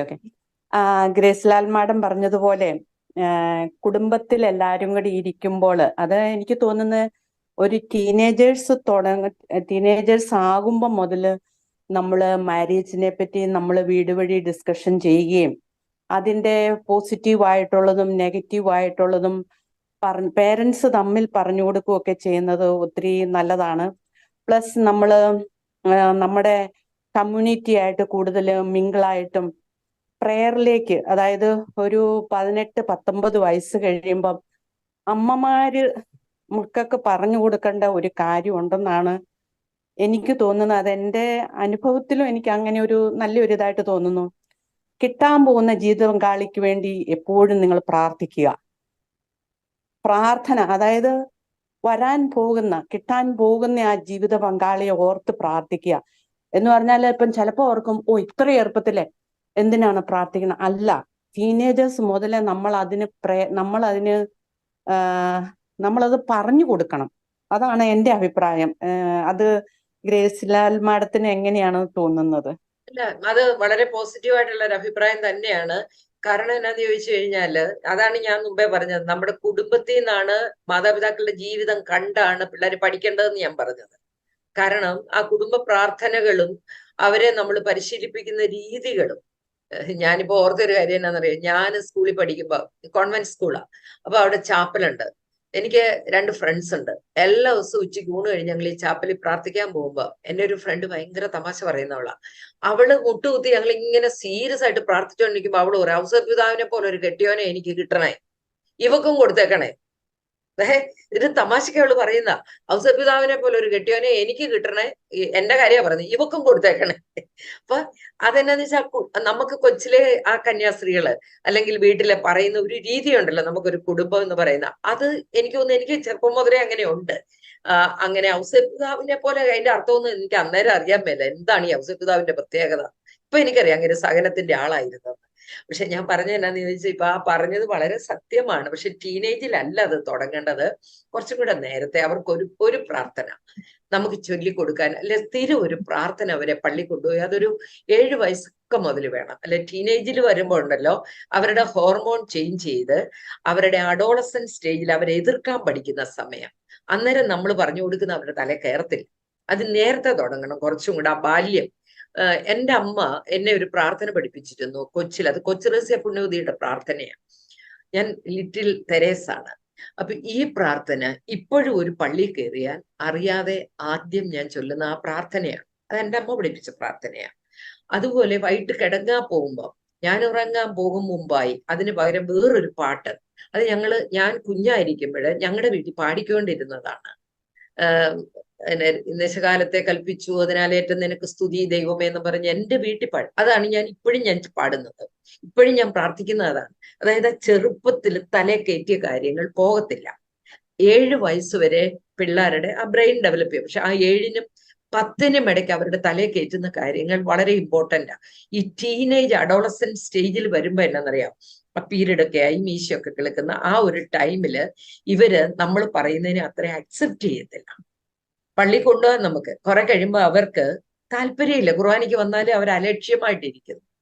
പക്ഷെ ഉണ്ട് കേട്ടോ, എനിക്കിവിടെ 3 പിള്ളേരുണ്ട്. ഞാൻ ഈ ലോകത്തിൽ കണ്ട ഏറ്റവും നല്ല പെൺകുട്ടി എന്ന് പറയുന്നത് എൻ്റെ മരുമോളാണ്. 360 ദിവസവും പള്ളി പോകും. അടുക്കള 5 മണിക്ക് കയറി വീട്ടിലെ കാര്യങ്ങൾ ചെയ്തു വെച്ചിട്ട് പിള്ളേരെ യൂണിഫോം ഇടിപ്പിച്ച് അവരുമായിട്ട് പള്ളി വരുന്ന എൻ്റെ മോള് എല്ലാ ദിവസവും പരീക്ഷയാണെങ്കിലും. ഇന്നിപ്പോ പരീക്ഷയായിട്ട് ഒരു പള്ളി പോയിട്ട് വന്നു, അവളെ കൊണ്ട് വിട്ടെന്ന് എനിക്ക് തോന്നുന്നു. പുറത്ത് ഇതൊക്കെ നടക്കുന്നുണ്ട്. എന്താ മിക്സി അവിടെ അരയുന്നൊക്കെ ഉണ്ട്, ഞാൻ കേട്ടോണ്ടിരിക്കുകയാണ്. ഒരു 18 വർഷമായിട്ട് ആ കുട്ടി എൻ്റെ കൂട്ടത്തിലുണ്ട്. ഞാൻ അവരുടെ അമ്മയെ വിളിച്ച് താങ്ക്സ് പറയാം, വളർത്തി തന്നതിന്, ഈ പിള്ളേരെ പരിശീലിപ്പിക്കുന്നതിന്. എന്നും അവർ കുർബാന സ്വീകരിച്ചിട്ടാണ് സ്കൂളിൽ പോകാറുള്ളത്. ആ ശീലം അവര് കുർബാന സ്വീകരണത്തിന് മുമ്പ് കൊടുത്താൽ ഞാൻ കൊണ്ടുപോകായിരുന്നു. ഞാൻ കൊണ്ടുപോകുമ്പോൾ ഞങ്ങളുടെ അച്ഛനുണ്ടല്ലോ, എൻ്റെ കൂടെ കയ്യെ പിടിച്ച് ഇവർ ഖുർആനെ കൊള്ളാൻ വരുമ്പോ അച്ഛൻ വൈൻ ഒഴിച്ചു കൊടുക്കുമായിരുന്നു പിള്ളേർക്ക്. ഖുർആൻ കൊടുക്കാൻ പറ്റത്തില്ല, അതിന് വൈൻ നാക്കൽ ഒഴിച്ചു കൊടുക്കുമായിരുന്നു. അങ്ങനെ എൻ്റെ കൂട്ടത്തിൽ വന്ന പിള്ളേരാണ്. അപ്പൊ ആ സമയം തൊട്ട് നമുക്ക് ട്രെയിൻ ചെയ്യിച്ചെടുക്കണം. ഈ 18 വയസ്സൊക്കെ കഴിയുമ്പോൾ ഉള്ള കുഴപ്പം എന്നാന്ന് വെച്ചാൽ അവര് നമ്മളിൽ നിന്ന് അകലുക, അവര് ഫ്രണ്ട്ഷിപ്പിലേക്ക് പോകും. അപ്പൊ അവരെ സ്വാധീനിക്കുന്നത് നമ്മളല്ല, അതിനും മേലെ നമ്മളെ സ്വാധീനിക്കണം. അപ്പൊ parents should be a role model. Parents അവരുടെ ഫ്രണ്ട് ആകണം. അപ്പൊ അവർക്ക് കുറച്ച് നല്ല ട്രെയിനിങ് ആ പറഞ്ഞ പോലെ തന്നെ കൊടുക്കുന്നത് നല്ലതാണ്. Okay, thank you very much. Thank you madam. ഞാൻ ഇൻ ബിറ്റ്വീൻ ഡ്യൂട്ടിയിലാണ്. ഓക്കെ, എനിക്ക് ഇനി ഓഫീസിൽ പോകാറായി വരുന്നു, 8:30 ഓക്കെ, സിമി കൺക്ലൂഡ് ചെയ്യരുതോ? അതെ, ഇനി ആർക്കെങ്കിലും എന്തെങ്കിലും ക്വസ്റ്റ്യൻ ഉണ്ടോ? ഇല്ലെങ്കിൽ നമുക്ക് കൺക്ലൂഡ് ചെയ്യാം.